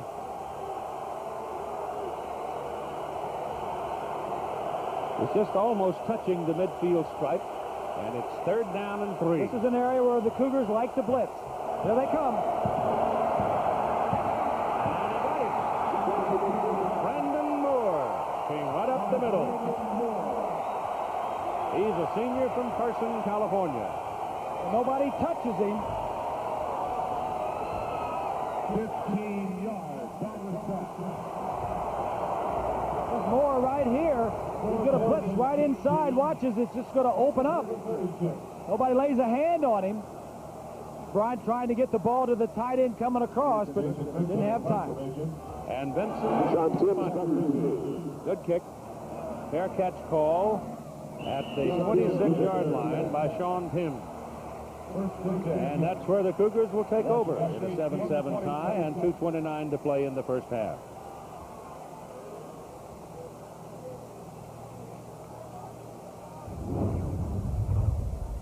Well, they say the national title's on the line. Who ought to be #1 if both Michigan and Nebraska win? You want to vote? You can. You can vote now on America Online.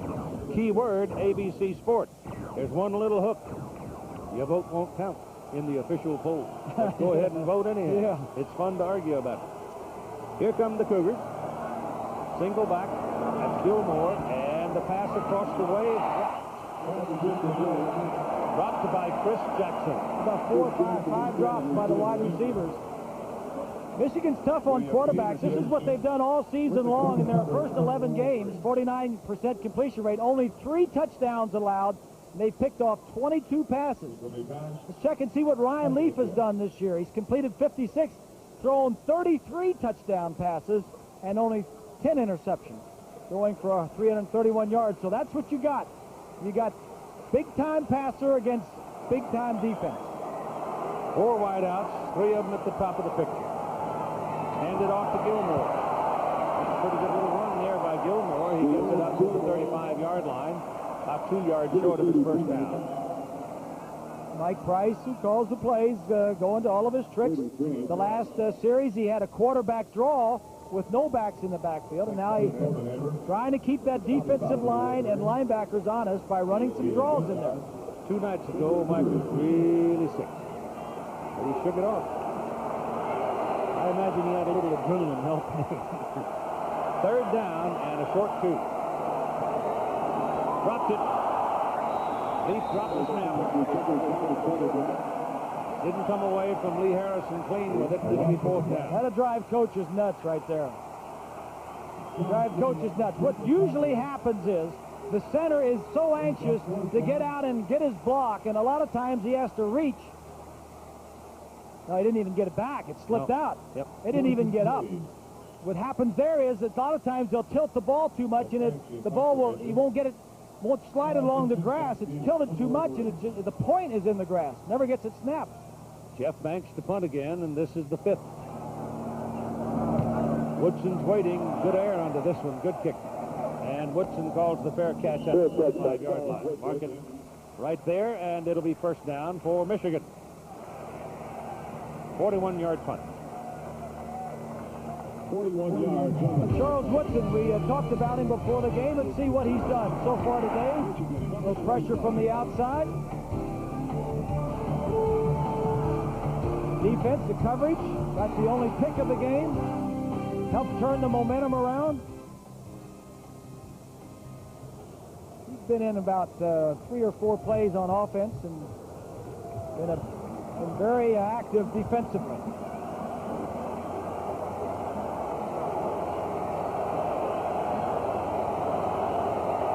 Woodson's in there now as a wideout, top of the picture, and Brian Griese drops the throw, swings it out there, and it goes to Chris Howard near the penalty flag on the field as Howard runs for a 1st down.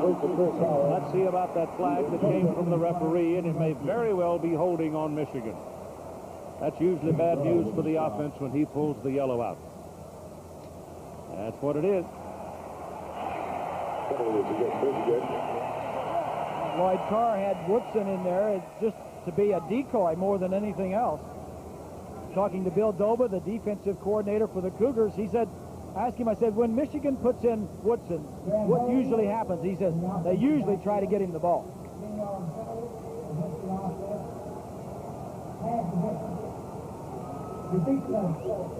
So the ball comes back inside the 10-yard line for Michigan.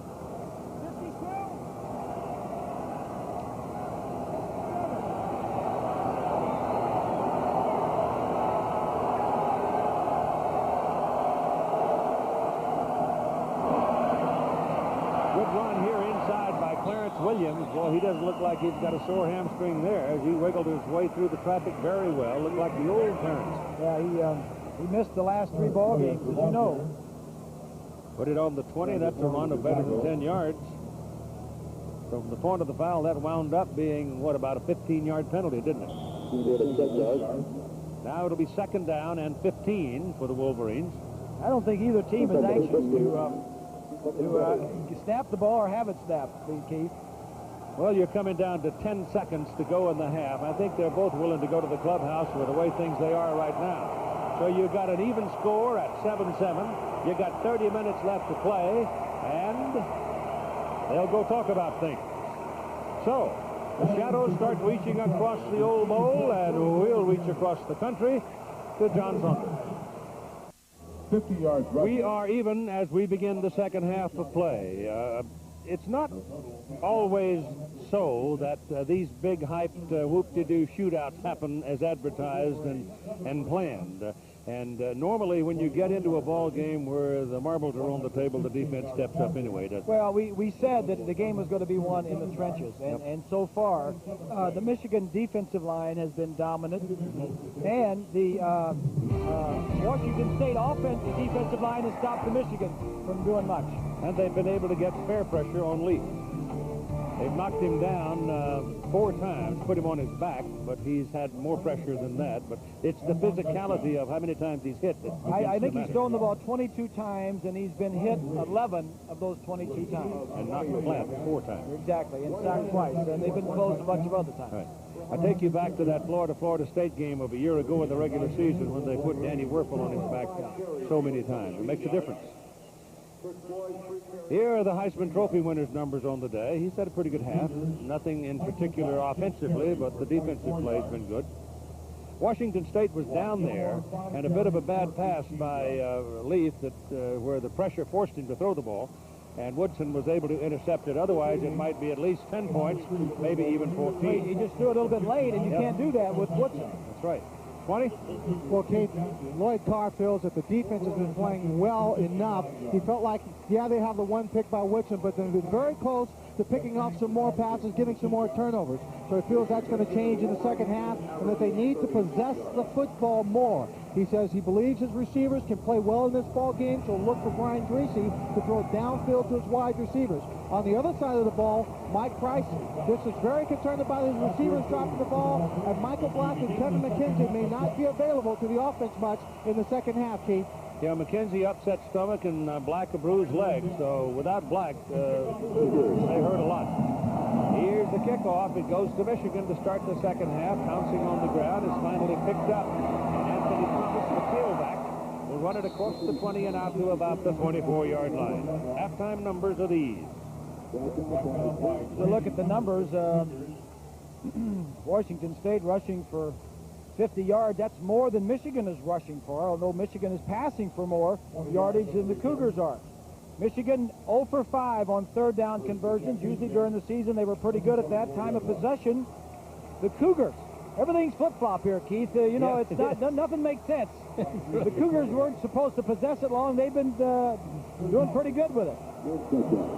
So let's go with it from the 24-yard line. Brian Griese, play action, rolls out and throws incomplete. Throwing for Jeremy Tooman, and he was pretty well covered. Michigan sets the tone. They can come right out at halftime, throwing on first down, second half. Brian 9 of 13, 116 yards, a touchdown, and an interception.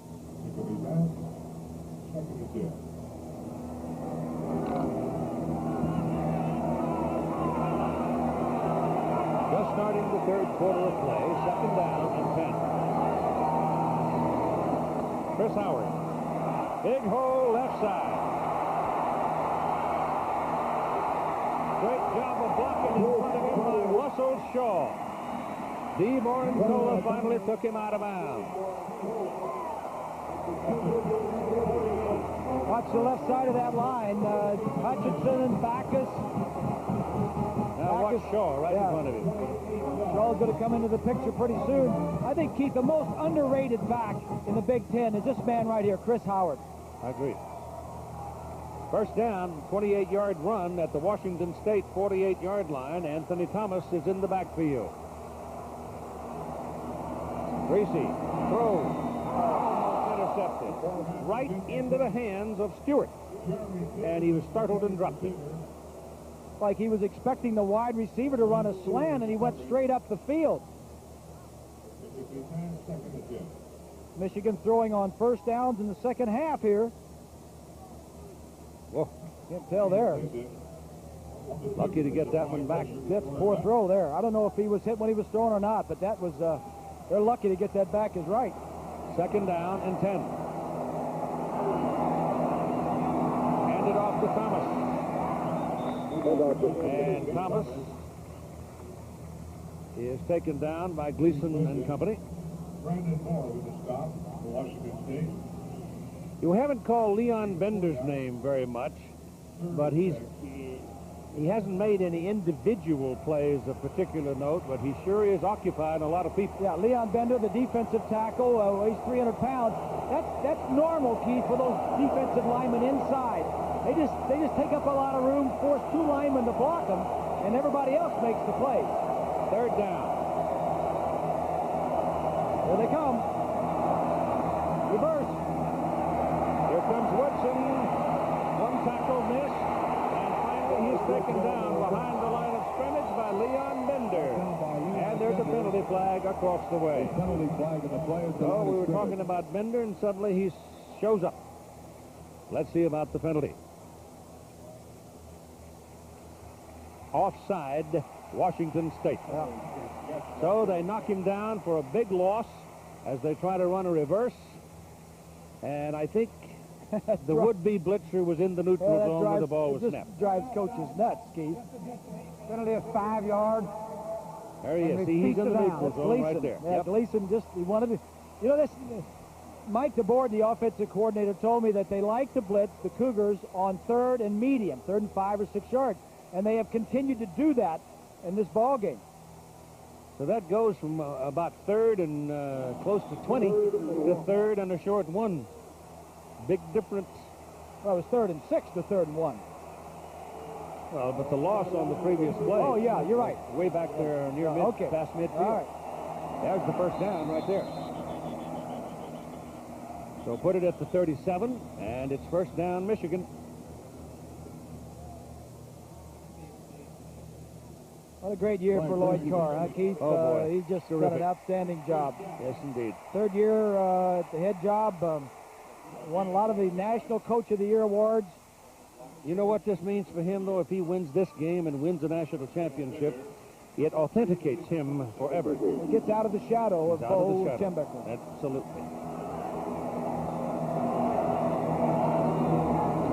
Chris Howard. Chris Howard's a pretty good hammer. He stands in there at 216 pounds, comes out of River Ridge, Louisiana, and he's deceptively fast. Wayne Stewart made that tackle. Yeah, I like Howard, Keith. He's not only does he lead the team in rushing, but he also leads in receptions. Yeah, he had 35 coming in. Charles Woodson up there at the top of the picture as a wideout. They're looking at him. They're going to him. Ray Jackson defending, and it's incomplete, thrown beyond the field of play. So it appears to be Ray Jackson, the man they want to pick on. Yeah, and that's that corner position. Ray Jackson and Gibbons. As you take a look at this, I think when Jackson sees Woodson in there, he says, "I'm just getting deep." No, blame you. The Streets beat Ray Jackson earlier. That is the guy they're going after. 3rd down and 8 from the 37. Here they come. Sideline dropped by Russell Shaw. Didn't exactly know where he was, and the ball slipped off his fingers. Wayne Jackson defending. It wouldn't have been enough for a first down, but Wayne Stewart applying pressure to the quarterback. looks like they're going to punt it away, Keith. I thought maybe they'd go for it on 4th down here. Who is it that put, you know, Mike DeBoer had been the offensive line coach. I bet he had a hand in the rebuilding of this line, considerable hand in it, along with Terry Malone. They've done a heck of a job rebuilding that line for Michigan. Kevin McKenzie is on the field now. Apparently the summit settling down. And it's a high hanger, and they kill it. So they work it just the way they wanted it. Jeff Holdry, the man who snapped the ball to the punter, Benson, goes down, waits for it, and puts it down on the 1. And there the Cougars will have to go to work. This postcard compliments the Goodyear Blimp Eagle out of Carson, California. Tom Mattis at the controls out of Huntington Beach, California. And the cameraman, Glenn Hampton.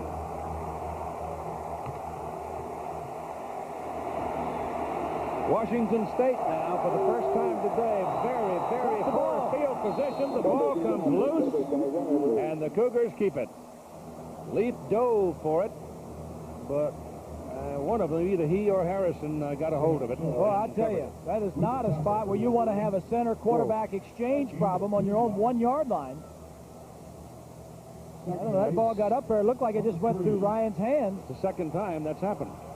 And actually fell forward for a 2-yard gain. That's 2 yards. Stopped a lot of hearts, too. Leaf out of the end zone. Lets it go. It's McWashington. He's got it out at the 22-yard line. He took punishment to do it from Tommy Hendricks, but he made the play. Take a look from behind the quarterback. It's a big play. Gets you out of the shadow of your own end zone. That's a nice play by McWashington to concentrate to get his right foot down. He knew he was going to get hit. That's the second time they've gotten together with considerable force. Hammond, McWashington, I'm sure must be here watching his son play. He's principal at Garfield High School in Seattle for a long time. Kevin McKenzie is back on the field now for the Cougars, and they've got 5 wideouts. Throw it quickly to Timms. And Timms is hit quickly by Andre Weathers. Everything is quick when they get into that alignment. They pick up about 4 yards on that play. Now, every time he gets in 5 wide receivers and no back in the backfield, he's throwing it 1-2 and throwing.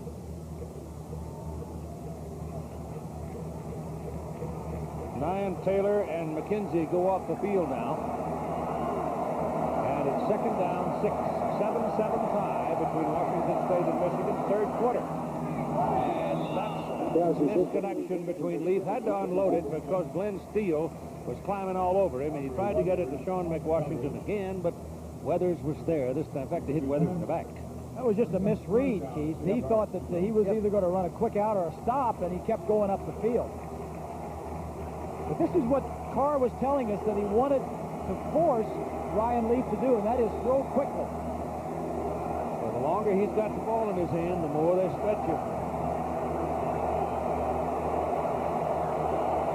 Third and 6, and a lot of Michigan folks down in that area of the stadium, and they're trying to help. Here they come. Oh, they're offside. Michigan's offside. Absolutely. I think it was the deal on the right-hand side. It was almost even with the Washington State tackle. A penalty flag at the line of scrimmage.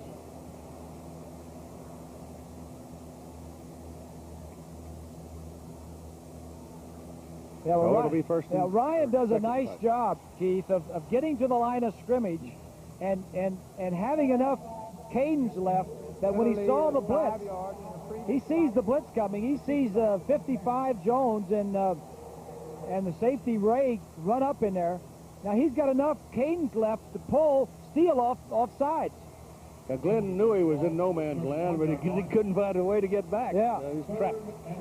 So put the ball out at the 31-yard line, and it's now third and about a half a yard. Here's where they need Black.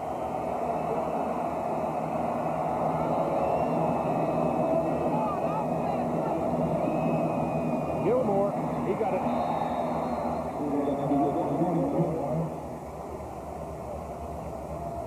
I tell you what, that linesman coming in from the far side didn't give him to him by very much. I don't know about this. Yep. They mark it. Go ahead. First down. That's close.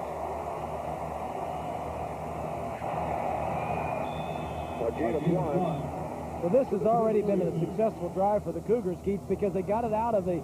Remember, they took over on their 1-yard line. Sure, the Carr wanted his defense to hold him, but this game is a field position game. Slow-scoring, defensive, field position is going to mean a lot. First and 10. Roll out. Bought time. Man down the sidelines was Chris Jackson for a first down at the Michigan 39-yard line. Dwayne Patman, a freshman, was over there, wrapped his arms around him and brought him down. He bought time with that rollout, and he made it work. The quarterback is going to roll this way, but the receiver's going to come in and break to the outside, and the defensive back at the bottom of the screen is going to slip and fall and not get back into coverage. Watch the right side. That's a good throw right there. Just gets back and gets over. If the man hadn't have fallen, though, that may have been trouble. Jackson with 5 catches, 89 yards. Now first down inside the Michigan 39. And they run it. And we got a different man carrying it. Clayton. Yeah, Clayton, number 24. Yeah. Marcus Ray with the tackle.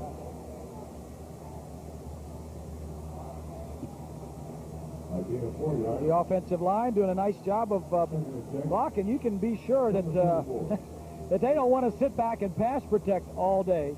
And when they get an opportunity to fire off and run block and hit the defensive guy before the defense hits them, they enjoy that. Jason Clayton picking up 5 yards on 2nd down and 5. Leaf backpedaling down the middle. He's wide open. That's McKenzie inside the 15. Put it down at the 13.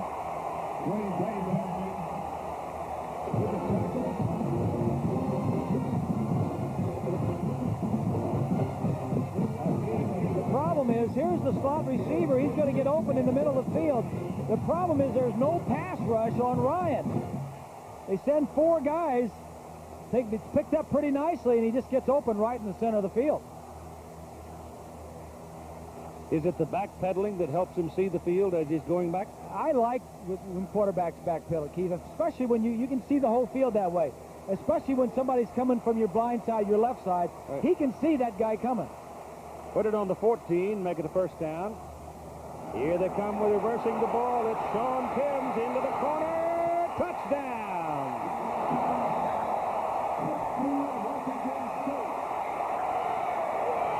They started on the 1-yard line, fumbled the football, recovered it on the 2, and now they just stuck it in the end zone.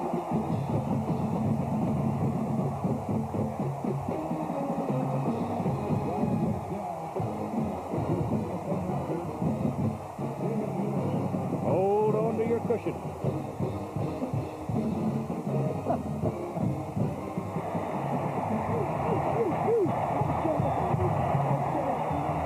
The extra point try by Ryan Lindell. He's a sophomore out of Vancouver, Washington. And it's blocked. Oh, my goodness.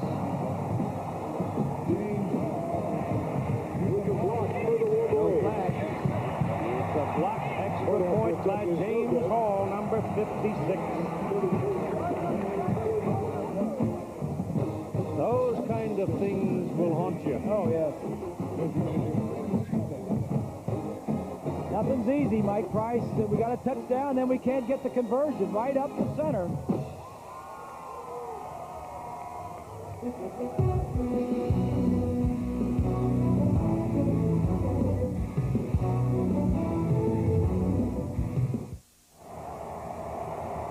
To 7 now. Washington State going back to the lead. They scored the first in the first quarter. Michigan scored in the second quarter, and now the Cougars have taken the lead, but they blew the point. Clarence Williams is out there as one of the return men for Michigan, and Lindell picks it off. And he gets it over the goal line, so it'll come out to the 20 and 1st down. Go back to the touchdown, Keith. It looked like Michigan was sitting back expecting pass. Here's Timms out here. He's just going to come around on a reverse. Remember, we talked about these wide receivers. Timms was a running back in high school. Gets around there pretty good and makes the score. Let's go back to the block extra point. Right up the center. Hall just went over the top. Just jumped right over both of them. Wow. That may be very big before this game's over. 1st down for the Wolverines at the 20 now. Brian stands up and throws to the sidelines. Russell Shaw. And Shaw from Los Angeles, playing in Michigan, is tackled at the 24-yard line. Steve Gleason, flying around everywhere, made that tackle. Look at this game. This is a big drive right here. Coming out, first drive of the 3rd quarter. You're backed up on your own 1-yard line. You take it 99 yards. I have a lot of folks that can do 99 yards in less than 4 minutes. That's the momentum, if there is any right now. It's definitely with Washington State after that drive. 2nd down. Call it 5, 5.5. Hand the ball off to Chris Howard. And Howard is tackled at just around the 27. So it'll be 3rd down and about 3. Todd Helfrich. This is stop for Washington State. Gain of 3 yards. Brings up 3rd and 2. From the 28. Mike Price was saying that they felt that they had enough defensive depth along the front to be able to substitute, but I don't think he's done all that much substituting so far today. It's been a very comfortable day. That's Howard trying for the first down, and Christie Strong gets it. Second effort got him over the 30, and they'll move the chain. Exactly right, Keith. The second effort got that one. First down, Michigan. Michigan has been very good on third down conversions this year. Today, the first half, they were 0 of 5. And I think they're 2 of 8 right now. Put it on the 31-yard line for the first down. Griese's pass away. It's thrown underneath the coverage to Russell Shaw, and Shaw pick up a couple. Shaw had 19 receptions for 235 yards and 2 touchdowns coming into the ball game. Ray Johnson with the stop for the Cougars. He was very quiet towards the tail end of the season, but all of a sudden, Brian has found him today. But what's happening is the Cougar defense is forcing the Brian and the offense to go outside to the wide receivers, and they're covering the tight ends and stopping the run. Truman's been very quiet. There goes Chris Howard again, right side. And he's going to need a 2.5, 3 yards for his first down. His third down is coming up. Brandon Moore there for the tackle. Here's Swanee. Well, Keith, coming into this ball game, everyone talked about how physical this Michigan football team is and how they played the whole year, that maybe Washington State couldn't stay with them. I'm extremely impressed by the way their defensive line and their offensive line has been playing for Washington State. They have been dedicated, they have been fierce, they have been physical throughout this ball game. They are not giving 1 inch to what we thought was superior physical play from the Michigan side of the ball, Keith. Well taken point. 39-yard line, third down and 2. There they come. And there's your first down. Chris Howard getting those knees up and just pounding into traffic. 3 of those defensive linemen in there, Keith, Boos and Bender and Holmes, all around the 300-pound mark. You don't usually see defensive linemen that big. Usually defenses are smaller and quicker, but Howard doing a nice job of finding his way through all that poundage in there. Chris has 60 yards and 11 carries so far in the ball game. Put the ball at the 42-yard line now. Griese rolls out, still got it, lets it go big for Ty Street. Touchdown.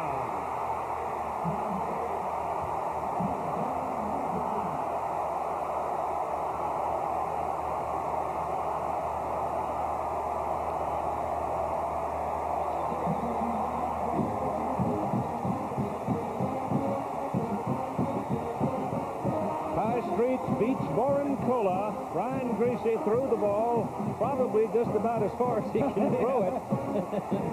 And it worked for 6. You know, Bob, I got to tell you, throughout the season, I've always said Brian Griese could not throw the ball that deep. That's why they never went downfield. Look at that one. Don't start that with me now, He proved me wrong. The point for the lead. Good. The longest pass play of the year for the Michigan Wolverines. And it gives them a 14-13 lead at 5:07 to play in the third quarter.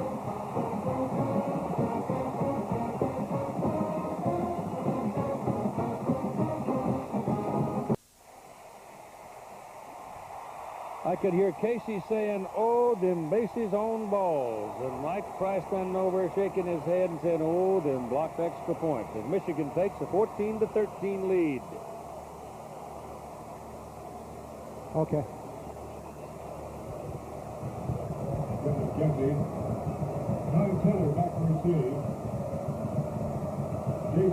58-yard touchdown reception for Ty Street. He has one for 53, so he's having a pretty good day. That kickoff ideally goes beyond the field of play. Here's 20.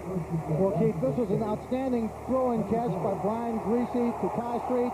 As we take a look from overhead at our cable cam, it gives us a perfect view of Ty Street on the outside. What makes a play is that move right there. Instead of going underneath, he goes over the top, so he gets behind the defensive back, and he is in the end zone. I mean, you cannot draw it up any better. And Bob, my hat off to your son for throwing the deep ball in the big ball game. Well, they haven't thrown the deep pass a lot this year, Lenny, and I think that's what the Cougars are playing, the short stuff, and I think some of the deep passes have been there today. So the Cougars go to work, first down from their own 20. Jason Clayton stays in as Leaf drops. He's clobbered as he throws the ball, and it is incomplete and almost intercepted by William Peterson.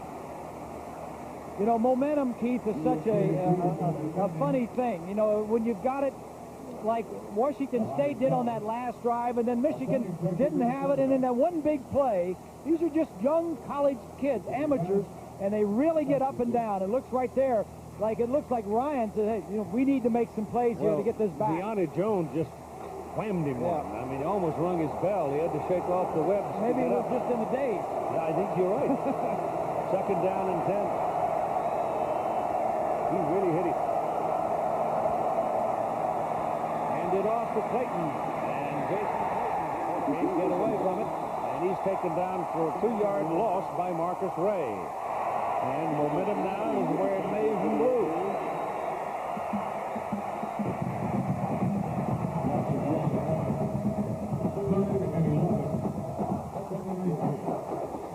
Third down, Keith. The Cougars are tops in the Pac-10 and converting third downs. Michigan's the best in the Big Ten at stopping them. What do they got? 6 DBs out there now? Oh, yeah. Yep. So the dime package is in. Third and 12. Pressure coming, steps up, throws, got a man up there for a first down. It again is Kevin McKenzie getting loose in the middle. But one thing about these wideouts, they will go in the middle for you. Well, this is one of the times that Michigan did not go tight man-to-man coverage. McKenzie's over here in the slot. He's going to go down and straighten and run a square in the middle of the field. The Wolverines, the backs are just going to drop back and cover an area. You see a lot of guys open down there. Jim Herman would be better served if he just kept tight man coverage. The football is resting at the 38-yard line, where it's a first down for Washington State.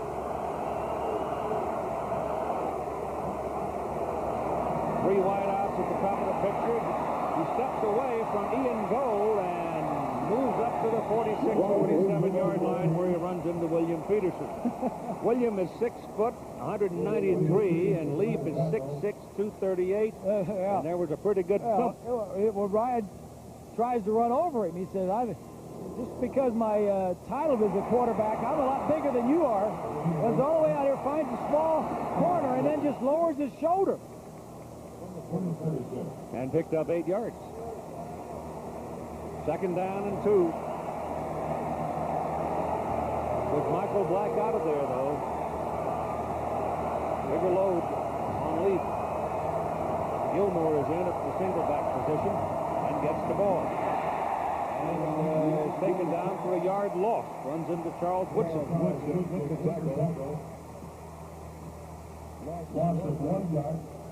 It'll be 3rd and 3. Woodson's an all-around player. Not only is a great cover guy, but he's very intelligent, quick. Here he comes on a blitz. And he's a tough physical guy. I mean, he's got the whole package. Confidence. Timeout called by Washington State. I think Ryan Leaf may need to take a breath here.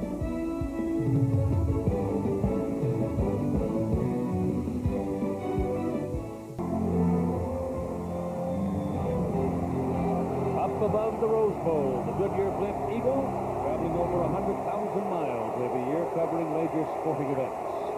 Third down and 3 now for Washington State. Michigan up, showing blitz. Checking off. He may be coming down right at the bottom of the screen. He sees single coverage. Nope. They go for the run. The run won't get it. Juwan Gilmore is not going to get the first down. Jones and Steele and all those big dudes were in there and just slammed the door on him. Now decision for Mike Price, whether to go for it or punt it away. He'll punt it. 4th and 1. He's thinking about it. He's going to put it. Jeff Banks. Shortest kick, 39. Longest kick, 46. And he's kicked it 5 times up to now. Got it out of there. We've got some heat on him, but it'll go out of bounds. There will be no return. It's out at the Michigan 23-yard line. Glenn Steele was the man in his face. And he got it away. Saturday at 4 Eastern on ABC Sports. The biggest names in pro figure skating. The Equal World Challenge of Champions. Men's and ladies competition. Christy Yamaguchi, Paul Wiley, his final pro competition. That'll be Saturday at 4 Eastern on ABC Sports. The sun going into the Pacific. A great shot, isn't it, huh? Pretty. First down for the Wolverines. They lead 14-13, trying to win their first undisputed national championship in a half a century. And pounding right in on the top of Brian Griese was Leon Bender and slapping the ball away. They're trying to get a screen pass off, and Bender, over the left guard, just gets in there and just knocks it away. I mean, Michigan is a big screen team. Looks like that was set up pretty nicely for Howard. But Bender, as we mentioned earlier, Keith hadn't called his name too much, been playing a good game, but certainly must have hurt us. So let's get after it a little bit. Let's get going. This is Chris Howard. And Chris ran right into one of those big linemen. It's Shane Doyle. And went down in a thump. Here's one. Okay, we've seen a reversal of roles in this ball game. It's Washington State on the 99-yard drive and a touchdown, and it's Michigan with the big play. What Michigan needs to do now is go back to the old Michigan. Their defense has been on the field much too long. The offense needs to stay on the field, possess it, give this defense a chance to rest, or else they will not be strong in the fourth quarter, Keith. Yeah, they're trying to do that, Lenny, but this Cougar defense won't let them. They're stopping anything short, forcing them to go long. 3rd and 9.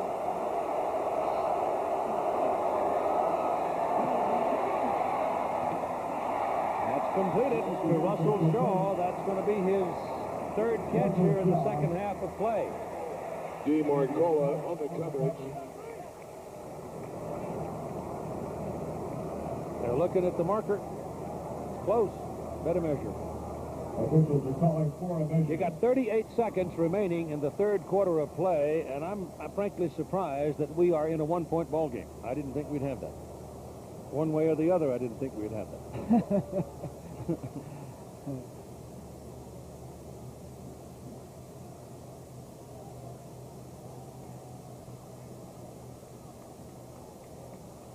It's first down.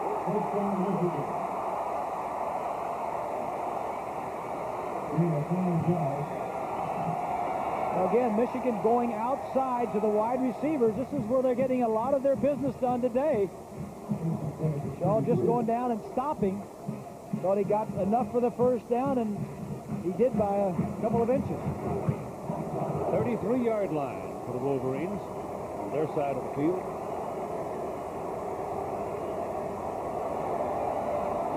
Howard bringing him out and gets the cover. Brandon Moore, number 22, wouldn't let him get around the corner. He went down on the field of play, so the clock continues to run and could be the last play of the 3rd quarter.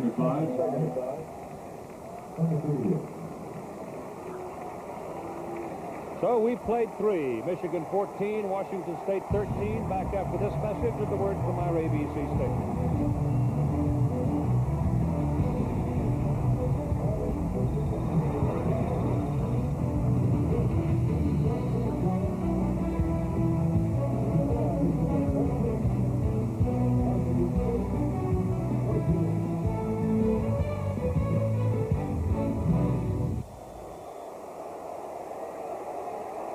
Quarter to go, 1-point lead for Michigan, trying to win a national championship and beat Washington State.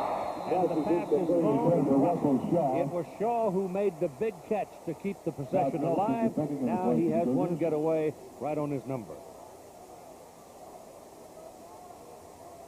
So it'll be 3rd down and 5. Brian Griese getting the call from the sidelines. Truman, interestingly, has come off the field, the tight end, the sure-handed tight end. Anthony Thomas is off the field. Going 4 wide receivers. They put Woodson in at the bottom of your picture. Shotgun. Blitz coming. Almost caught him. Passes away. The pass is completed. Passes from high streets for a 1st down. Both quarterbacks, Keith, doing a nice job of controlling the line of scrimmage with their cadence. Brian that time saw the blitz coming, let him get up there, show the blitz so all the offensive linemen in the backs knew who to pick up, and then picked it up.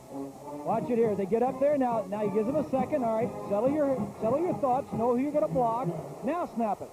Ryan Leaf, you saw him do that a couple series ago.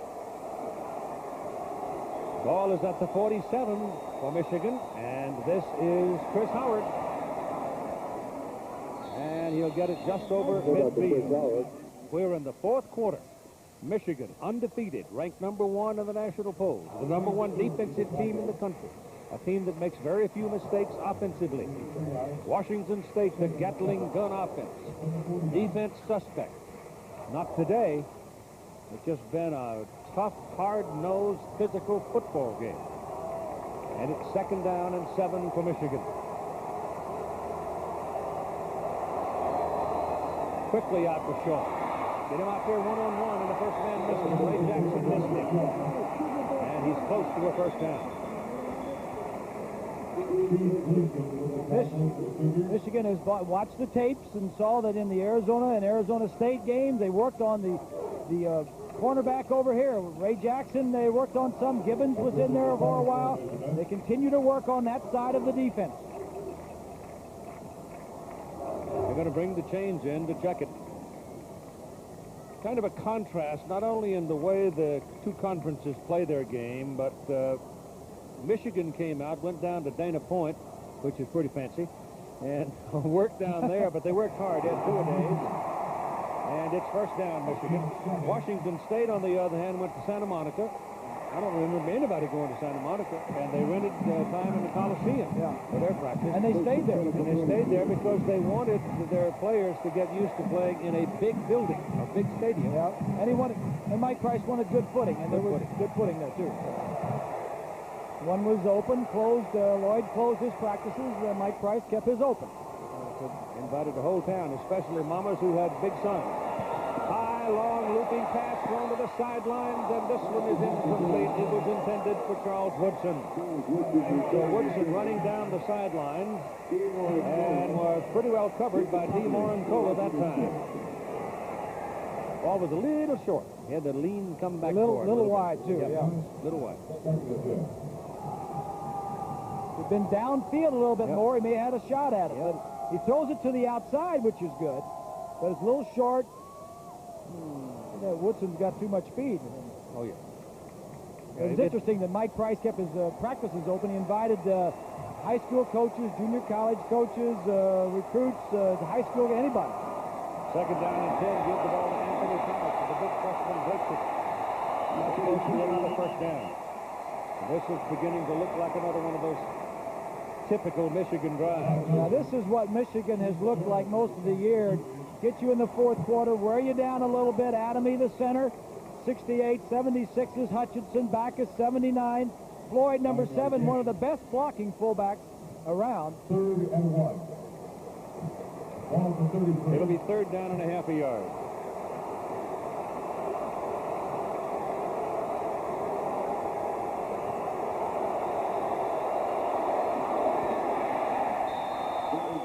That'll be a 1st down.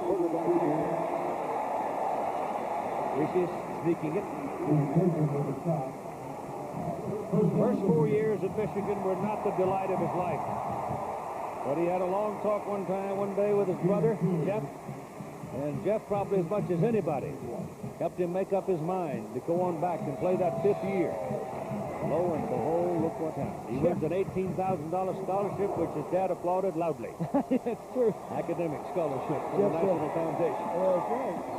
Up the middle. Running now back Chris Floyd, the big fullback, 230 pounds, and they're starting to pound on him. That's nice blocking up the center. Adamy and Hutchinson right up the center of that line. Watch Adamy, the center, block back. Hutchinson, 76, traps, comes over on the trap. Floyd's up there getting a good block. Brandt's in there. Yeah, Dave Brandt is in there right now. He's another redshirt freshman. So there are a lot of good young people playing a lot of football all over the country this year. 21-yard line of Washington State. Cougars now being pressed by the Michigan offense. Oh, that's a stop at the line of scrimmage. I mean, a whack by Brandon Moore. Well, Chris Floyd is a load. When you stop him behind the line of scrimmage, you've done a day's work. Bill Doba, the defensive coordinator, said, that's enough of this stuff. Here's my linebacker here. He's going to blitz right into the hole where the play's coming. You move it down the field. A lot of defensive coordinators, especially when you get around the 20-yard line or inside, like the blitz to get you out of field goal range. Loss on the play. A couple of yards. Thomas is back in, the big back. Ryan play action throws. He's got Truman open. Touchdown.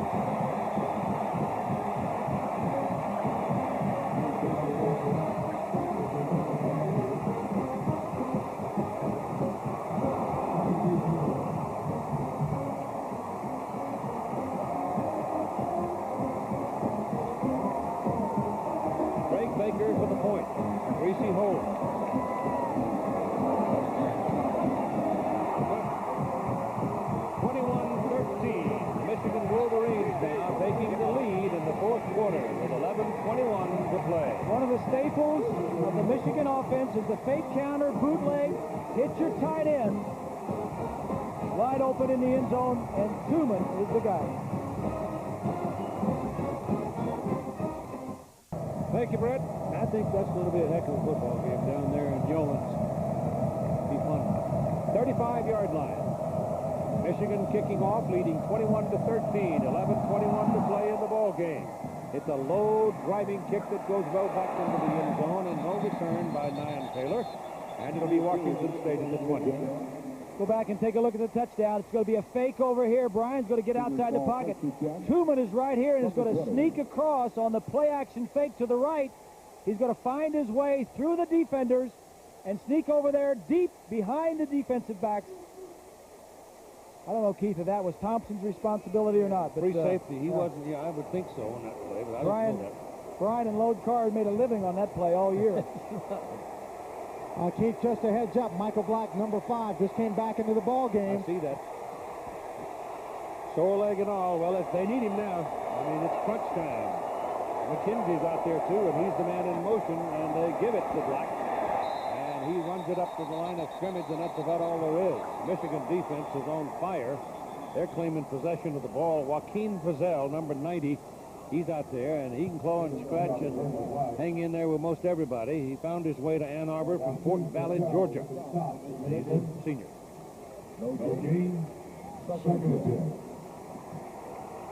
This offense of the Cougars, Keith, you see Black limping off. Can't do it. Is a veteran group. They have 11 seniors, either 4th or 5th year seniors. Some of the guys are coming back, but they all have been there for at least 4 years. Very veteran. Time now, it runs out of time. Josh Williams gets his first sack of the day. And he takes Leaf down at the 10-yard line. This is what happened in the Ohio State game. Glenn Steele, Rob Renus, and Josh Williams took over the ball game in the 4th quarter. Yeah, well, he's looking downfield. His receivers on the left side, both of them were going deep. He was going for something big, and when you go for deep throws, it takes more time to get open. And Josh Williams and the line for the Michigan Wolverines didn't allow it. So put the ball on the 12-yard line and make it 3rd down and 18. If they have to punt from here, the Wolverines will get very good field position. He throws it, he completes it. Bounces across the 30-yard line to Kevin McKenzie, just a flick of the wrist and a bullet to McKenzie and a 1st down. Wow. Tucker Gray in the coverage. That's a big 1st down for the Cougars. And Ryan's going to make this. He's ready to throw right now, but he doesn't know where everybody is, so he slides outside the pocket, remembers the routes, of course, and then the height and the release and the mobility. Just move around a little bit. Buy some time in the pocket. That's what he didn't do the time before when he was sitting in there waiting for the deep routes. 1st down at the 31. 9:10 to play as the clock ticks down. Roll out, look out. Passes away. It's caught. It's Juan Gilmore out of the backfield. All the way down to the 27-yard line of Michigan. Andre Weathers saved a touchdown.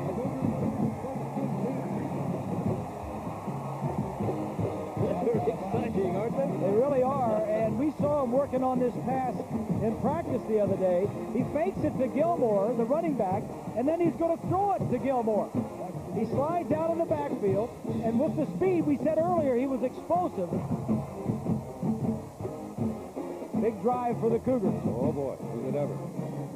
9:01 to play in the ball game. 1st down at the Michigan 27-yard line. Clayton is the single back. Lee pumps it, and he's sacked. Number 55, Deonte Jones, the sophomore from Potomac, Maryland. Anything that takes time, that was a little hitch and go or out and up.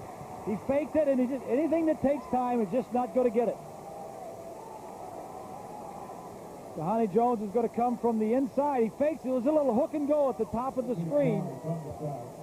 And you just don't have that much time. Michigan blitzing almost on every play. When you put Jones and Gold together in that linebacking position, you've got some real speed for Michigan.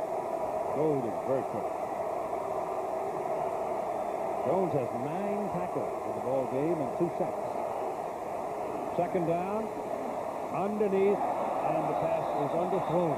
He had it wide open. Love Jefferson, number 20, the tight end, was all alone. And he didn't get it to him. 3rd down and 17 coming up.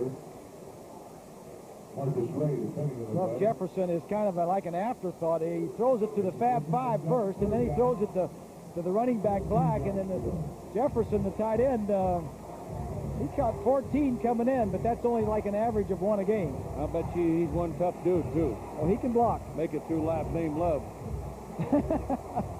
He'd have to bust some nuggets.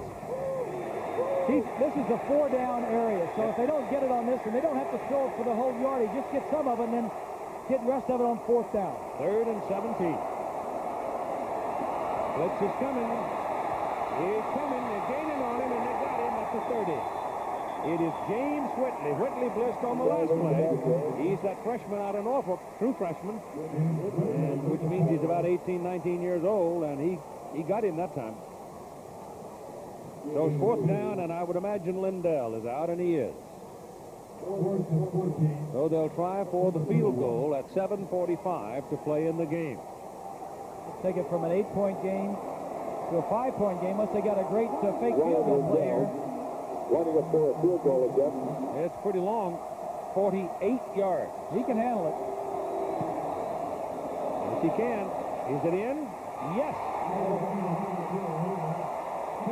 48-yard field goal by Ryan Lindell, and Mike Price gave him a big endorsement through the whole season, and he just delivered. It's 21-16 now. This is the Sears National Champion Football Trophy awarded to the number 1 ranked Division 1A team of the final USA Today ESPN Top 25 Coaches Poll. Michigan Wolverines can take it home with them if they can hang on. They lead by 5 now with 7 minutes and 25 seconds to play. I would suggest to you this is a very important possession coming up.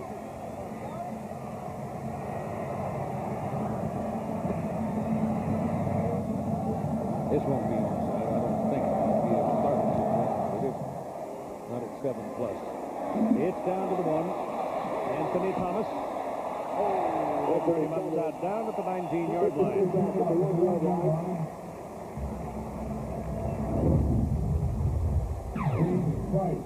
A look at the two quarterbacks. Ryan Leaf, 259 yards, 50%. Touchdown interception. Brian Griese, 231 yards, 3 touchdowns and 1 interception. And in the second half, the offenses have possessed the ball 6 times, and they have scored on 4 of those occasions. So the offenses have stepped it up here in the second half. So they put it at the 18-yard line and give it to Chris Howard.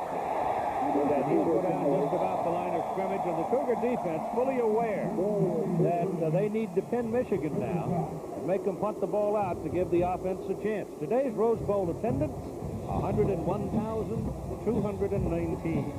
I mentioned earlier today that Washington State had over 300,000 requests.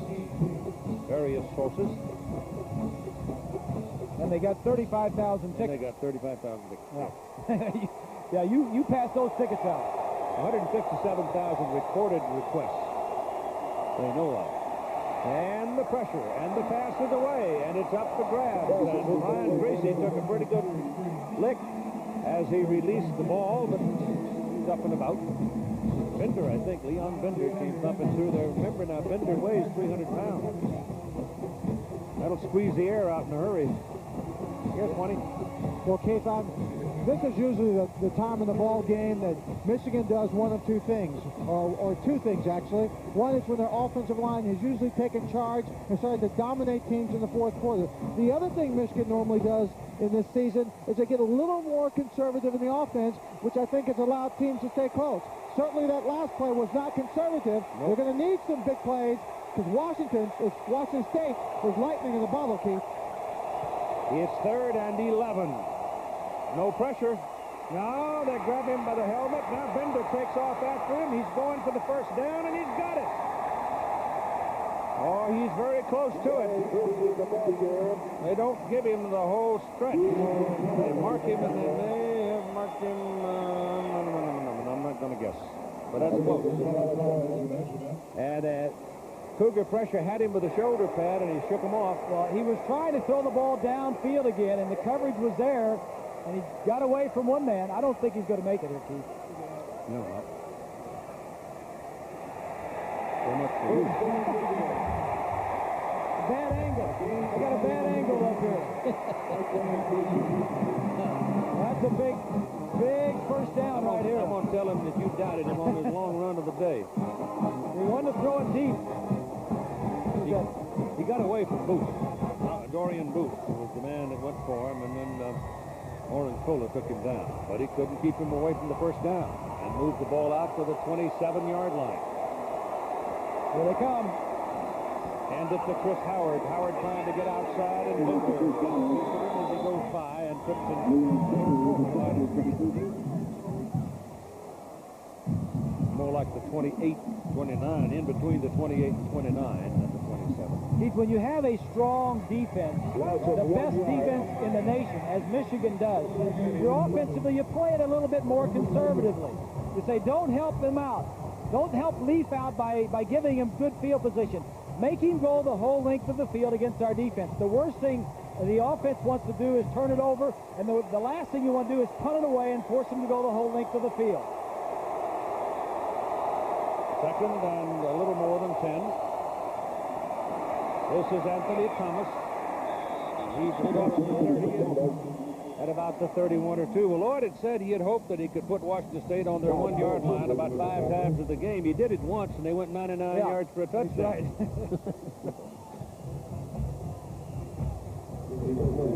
We've got a Cougar down. That's number 34, 34, Gleason. 34, Gleason. Oh, my goodness. He's been busy today. Sophomore out of Spokane. Led the team with 91 tackles this season. So we've got timeout for an injured Steve Gleason with 5:02 to play in the game.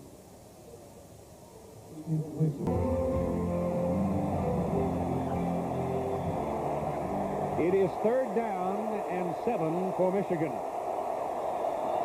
Griese stands up, throws, sets up a screen. Woodson has the ball. Woodson is looking for room. Woodson has the first down. My goodness. He gets the first down at the 40-yard line before they could knock him out.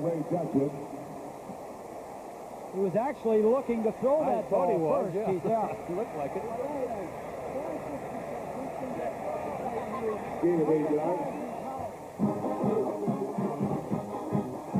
Throw this ball out to him. It's a lateral. Now he was looking to throw the ball downfield. You see Jackson, number 2, pointing there.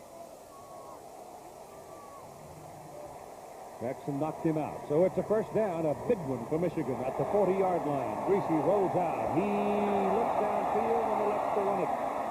And takes the leg. Can't go down there and start butting heads with linebackers and live to talk about it. Rod Nelson hit him. Told him he should start sliding, see, but he still wants to go ahead first. He's a little hard-headed. Gleason is all right. Is he back? He's good. He trotted off the field after pounding on the ground until the pain passed. Probably a stinger. Now he's back in the ball game. So the tension builds at 4:19 to play in the ball game. Michigan undefeated, ranked number 1, trying to win their first undisputed national championship in a half a century. Washington State's never been ranked 7th in the nation. They've never had an opportunity to do what they have in front of them today. They're trailing by 5 points. The pressure coming from number 22. That would be Brandon Moore. And the pass intended for Chris Floyd is incomplete. Washington State defensively doing a nice job of knowing the tendencies of the Wolverines. They're a big screen team. That screen was covered pretty well. Bill Doba, the defensive coordinator.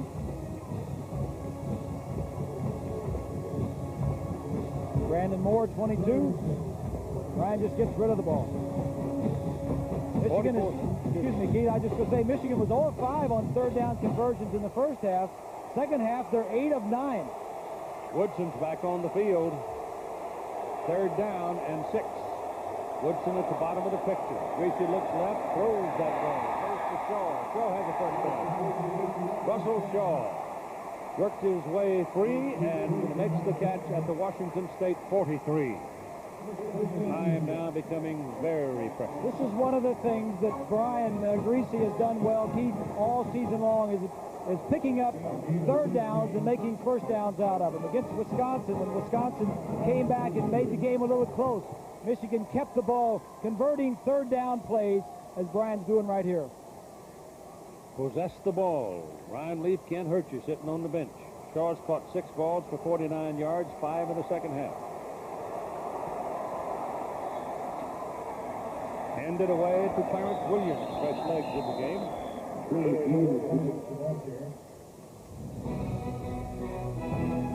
Coming up next, the Nokia Sugar Bowl, Florida State and Ohio State. The Buckeyes lose 2 games, and they may be the 2nd and 3rd best team in the country, in my view. Florida State only lost 1 time. I think it's a tremendous matchup coming up in the Nokia Sugar Bowl. I may go sit down and watch that. As soon as somebody beats me. 41-yard line. 2nd down and 8. Stay with the run. And it goes to Anthony Thomas, and Thomas is taken down just about the line of scrimmage. Maybe a half a yard. Salausa brought him down. Big fella from Teo Salausa from Long Beach. That's Ryan Leaf waiting, hoping he'll get another opportunity. Give you an idea of the contrast of life in college football. Washington State has had 8 winning seasons in 20 years. Michigan has 19 winning seasons in the last 20 years. And the other, when they didn't have a winning season, they were 6-6. The last time Michigan had a losing season was 1967. Gleason comes in for the pressure. Gleason cannot get to him in time. The ball is delivered to Woodson for first down, and there's a penalty flag all the way across the field. Well, they're talking about this. Dick Burleson's going to call offside against Washington State. Bud Williams, the umpire. James Wilson, the head linesman. Bob Patrick, the line judge. Bill Bowden, the field judge. Eddie Powers, the side judge. Stan Murray, the back judge. They're all from the Southeastern Conference. And I think they've done a pretty good job today. They're going to take a measurement here, Keith, to see if it's a first down. Dick Carlson says he's going to hang up his whistle after this one. He's been a good one, hasn't he? Yes, he has. Good guy. They completed the pass to Woodson. It looks like it's close to being a first down. They want to measure it before they've got a 5-yard penalty they can take if it's not a first down. It is a first down. Well, Michigan has been making those by 2 and 3 inches every time, haven't they? Yep. Woodson's the second in from the bottom. There's the offsides. That spells W. Just picking up the first downs. When you got a lead, keep the ball. 2:05 to play in the game. 21-16 Michigan. Washington State has, what, 2 timeouts left? Yep. My only feeling about this, if Michigan is looking for something real big, I think Washington State has already won by getting here. Oh, I think they both have won, Keith. I do too. I think they're both winners in this instance.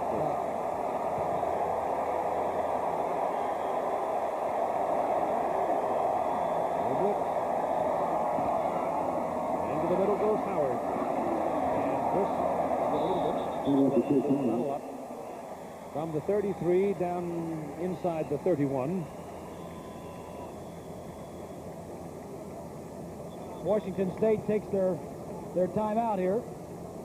There's a look at the line blocking. This is tough now for the offensive line. When everybody knows you're going to run and they know you got to run the ball, that's tough yardage. Now,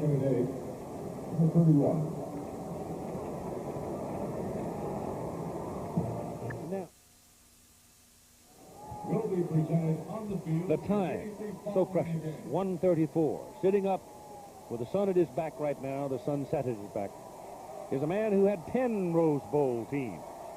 Bo Schembechler started in 1970. Now he's watching one of his assistants, longtime friend Lloyd Carr, try to win in his first trip to the Rose Bowl. If he does, and he goes on to claim a national championship, it fully authenticates Lloyd Carr's presence as the football coach to the Michigan Wolverines. Field reserve. Chris Howard is tackled, blocked around the legs, and will pick up a couple of yards on that carry. And the clock is stopped now for the moment. And Washington State spins a timeout. That's their last timeout. That's their last timeout. And the time remaining on the game clock is now 1:26.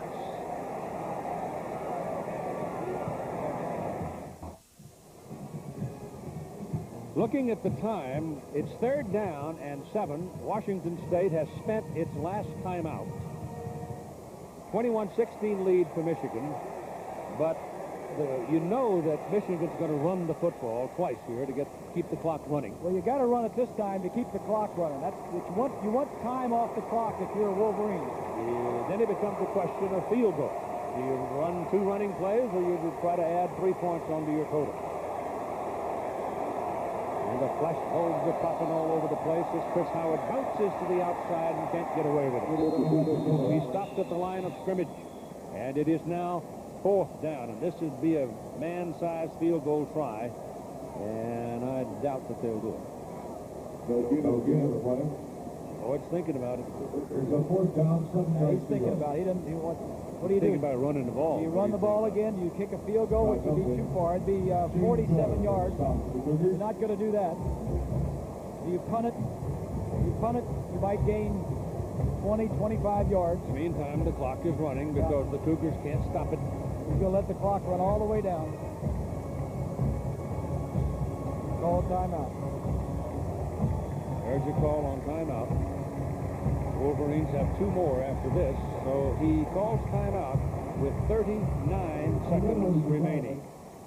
For your convenience, the Rose Bowl complimentary shuttle buses to Old Pasadena will continue on demand as needed for at least 2 hours. So, the end of this game, hard, tough football game that was fought valiantly from tackle to tackle, and every kind of imagination from the coaches and the players put to use here. And we come down with a 5-point decision with 39 seconds to go, and Michigan has every indication they can run it out and claim an undefeated season. Washington State, on the other hand, can say, hey, look what we did.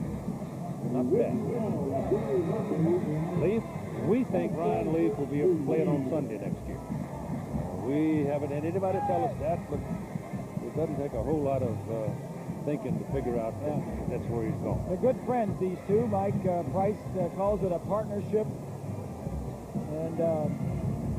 And why not? Mike Price has done a great job with the program and with quarterbacks. Drew Bledsoe before Ryan Leaf. And there we go. They're going to go for the field goal. Jay Feely, the man who does the kicking off, has a big leg. He may punt it. He might do anything. He is going to punt it. And it's rolling around at the 5, rolling toward the sideline. They don't want it to go out of bounds. And it does. And Washington State now will have 29 seconds remaining and will get the football first down at their 7-yard line. What? They have no timeouts left, but remember, in college football, every time you make a first down, the clock stops to move the chain. So you do have some kind of built-in help when you're in a 2-minute offense in college. Well, you got Josh Williams, Spizel, Steele, Hall, Jones. The rest of them are DBs. So, although there's 3 big fellas and 8 runners, as Leaf stands to the goal line, looking around and throws to the sideline. It may have been nope, incomplete. Incomplete for the receiver and not intercepted by Woodson. I don't think I'd be throwing the ball toward Charles Woodson when I had only 2 snaps. The key here is pressure on the quarterback. I mean, if you don't pressure the quarterback and give him all kinds of time, these receivers are good enough to get down the secondary and run crossing routes and gain some big yardage. 2nd down and 10 with 21 seconds. He's going under center. For a quick slant. Yep. Tried to get the ball to Nyan Taylor, who's one of the, maybe the fastest, certainly one of the fastest, and he could not get to it. So there's 16 seconds remaining, equal to Ryan Leaf's number. Lloyd Carr has been to the well too many times. You ain't going to fool him. The game ain't over till it's over. Now, right now, it's about time to spread your 4 receivers and send your receivers straight up the field and hit them on a seam route. Yep. Somebody will have to break a tackle to get a big play out. They got 3 of them over there at the top of the picture. That's where he's looking, and there it goes. And it is interference. No. Intercepted? Yes. Woodson did Taylor catch it? No, he caught it. Did he really? He pushed the man away from him, I but thought there was interference, and they ruled it a catch. Nyan Taylor makes the catch. He pushed the man out of the way to get there, but well, they got half the football field on this one throw. Watch this. Watch Taylor right here. That's interference. Just shoves the man out of the way. And it's ruled a catch. And McKenzie had his flag out. The official pulled his flag out, but didn't throw it. I saw him reach in his pocket. That's what I thought there was going to be interference call. But he put it back. Yeah. And I think it's McKenzie who's shaking up and down over there on the sideline. Either, I don't know who it is. But it's a Cougar, and there's timeout for it. It could be, if it's number 2, it'd be Jackson. 20? Well, Keith, right now with the receiver down, it certainly gives Washington State an opportunity to get a little bit of a rest and a breather for trying to make this last strike in the end zone. But Ryan Leaf is a quarterback you'd like to have. When you're down by 5 points, Keith, he's got the ability to get the ball on the line from where he is now into the end zone to a receiver. And all it takes is one play, just like the last one. That was Nyan Taylor that was hurt on the play, the man who made the catch. Well, you got to do the same thing. You got to throw it in. You may get 2 chances if you throw it quickly. 9 seconds. Penalty flag across the way. They get Leaf. It's Steele, but there's a flag. The game may rest right here on this call.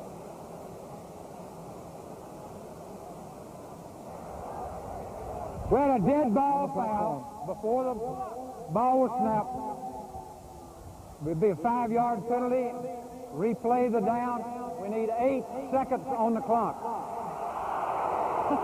He says 8. I think there were 9, and all of the Cougar fans are saying, hey, we want 1 more second. There were 9 seconds up there. Yeah, 9 seconds on the clock, definitely. So the penalty is against Washington State. Somebody moved. Fatigue, very much a part of this whole thing now. Could be 9.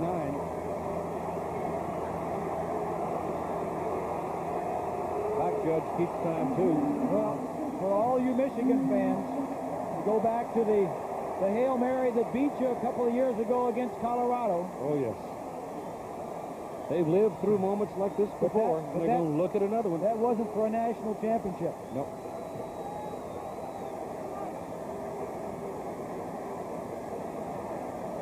And 9 seconds back on the clock now. That's correct.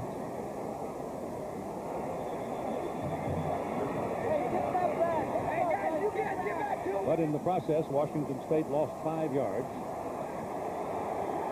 for movement before the snap. Pass. Lateral. Down to the 26-yard line. Waiting and Love Jefferson, and there's 2 seconds remaining.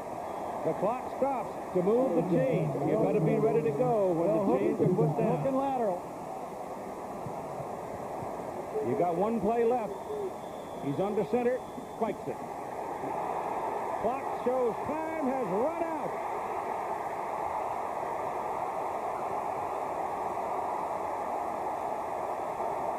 What does the referee say? I'm waiting.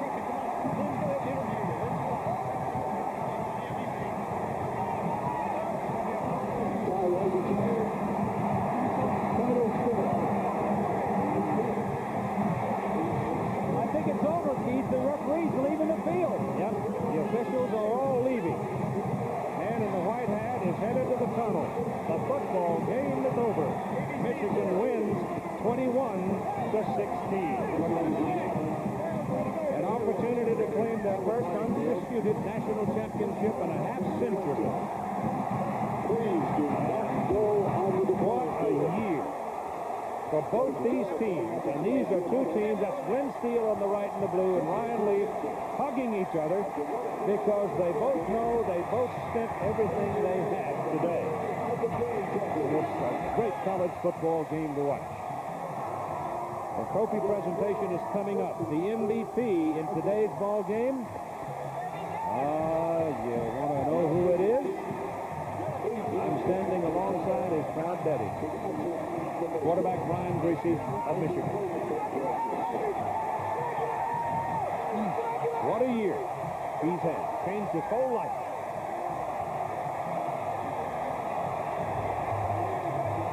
You got lost, me. I don't blame you. You want to cry, you go ahead. I'll hold you up. That's shake, Griese. You guys got me crying.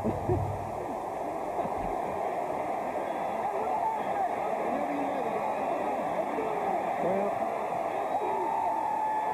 there's a lot here. A lot of good stuff right there. Earned everything he got, too. So did he, the man in the white strip. The man who asked him to come on back and help us one more year. And that's the man right there, Woodson, and Steele, and Williams, and Remus. And Lloyd Carr is now fully acclaimed as a football coach. Here's Vince Swan. Thank you very much, Keith. We're on the field with the president, Gary Dorn, of the Tournament of Roses Parade. He is going to make the trophy presentation. Coach, on behalf of the Tournament of Roses Association, we want to award you the championship trophy, which is right here.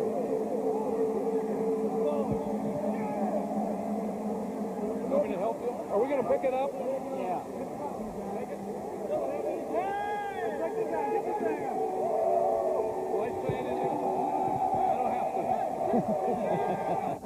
Now, Coach, we know this is heavy. We'll set it down.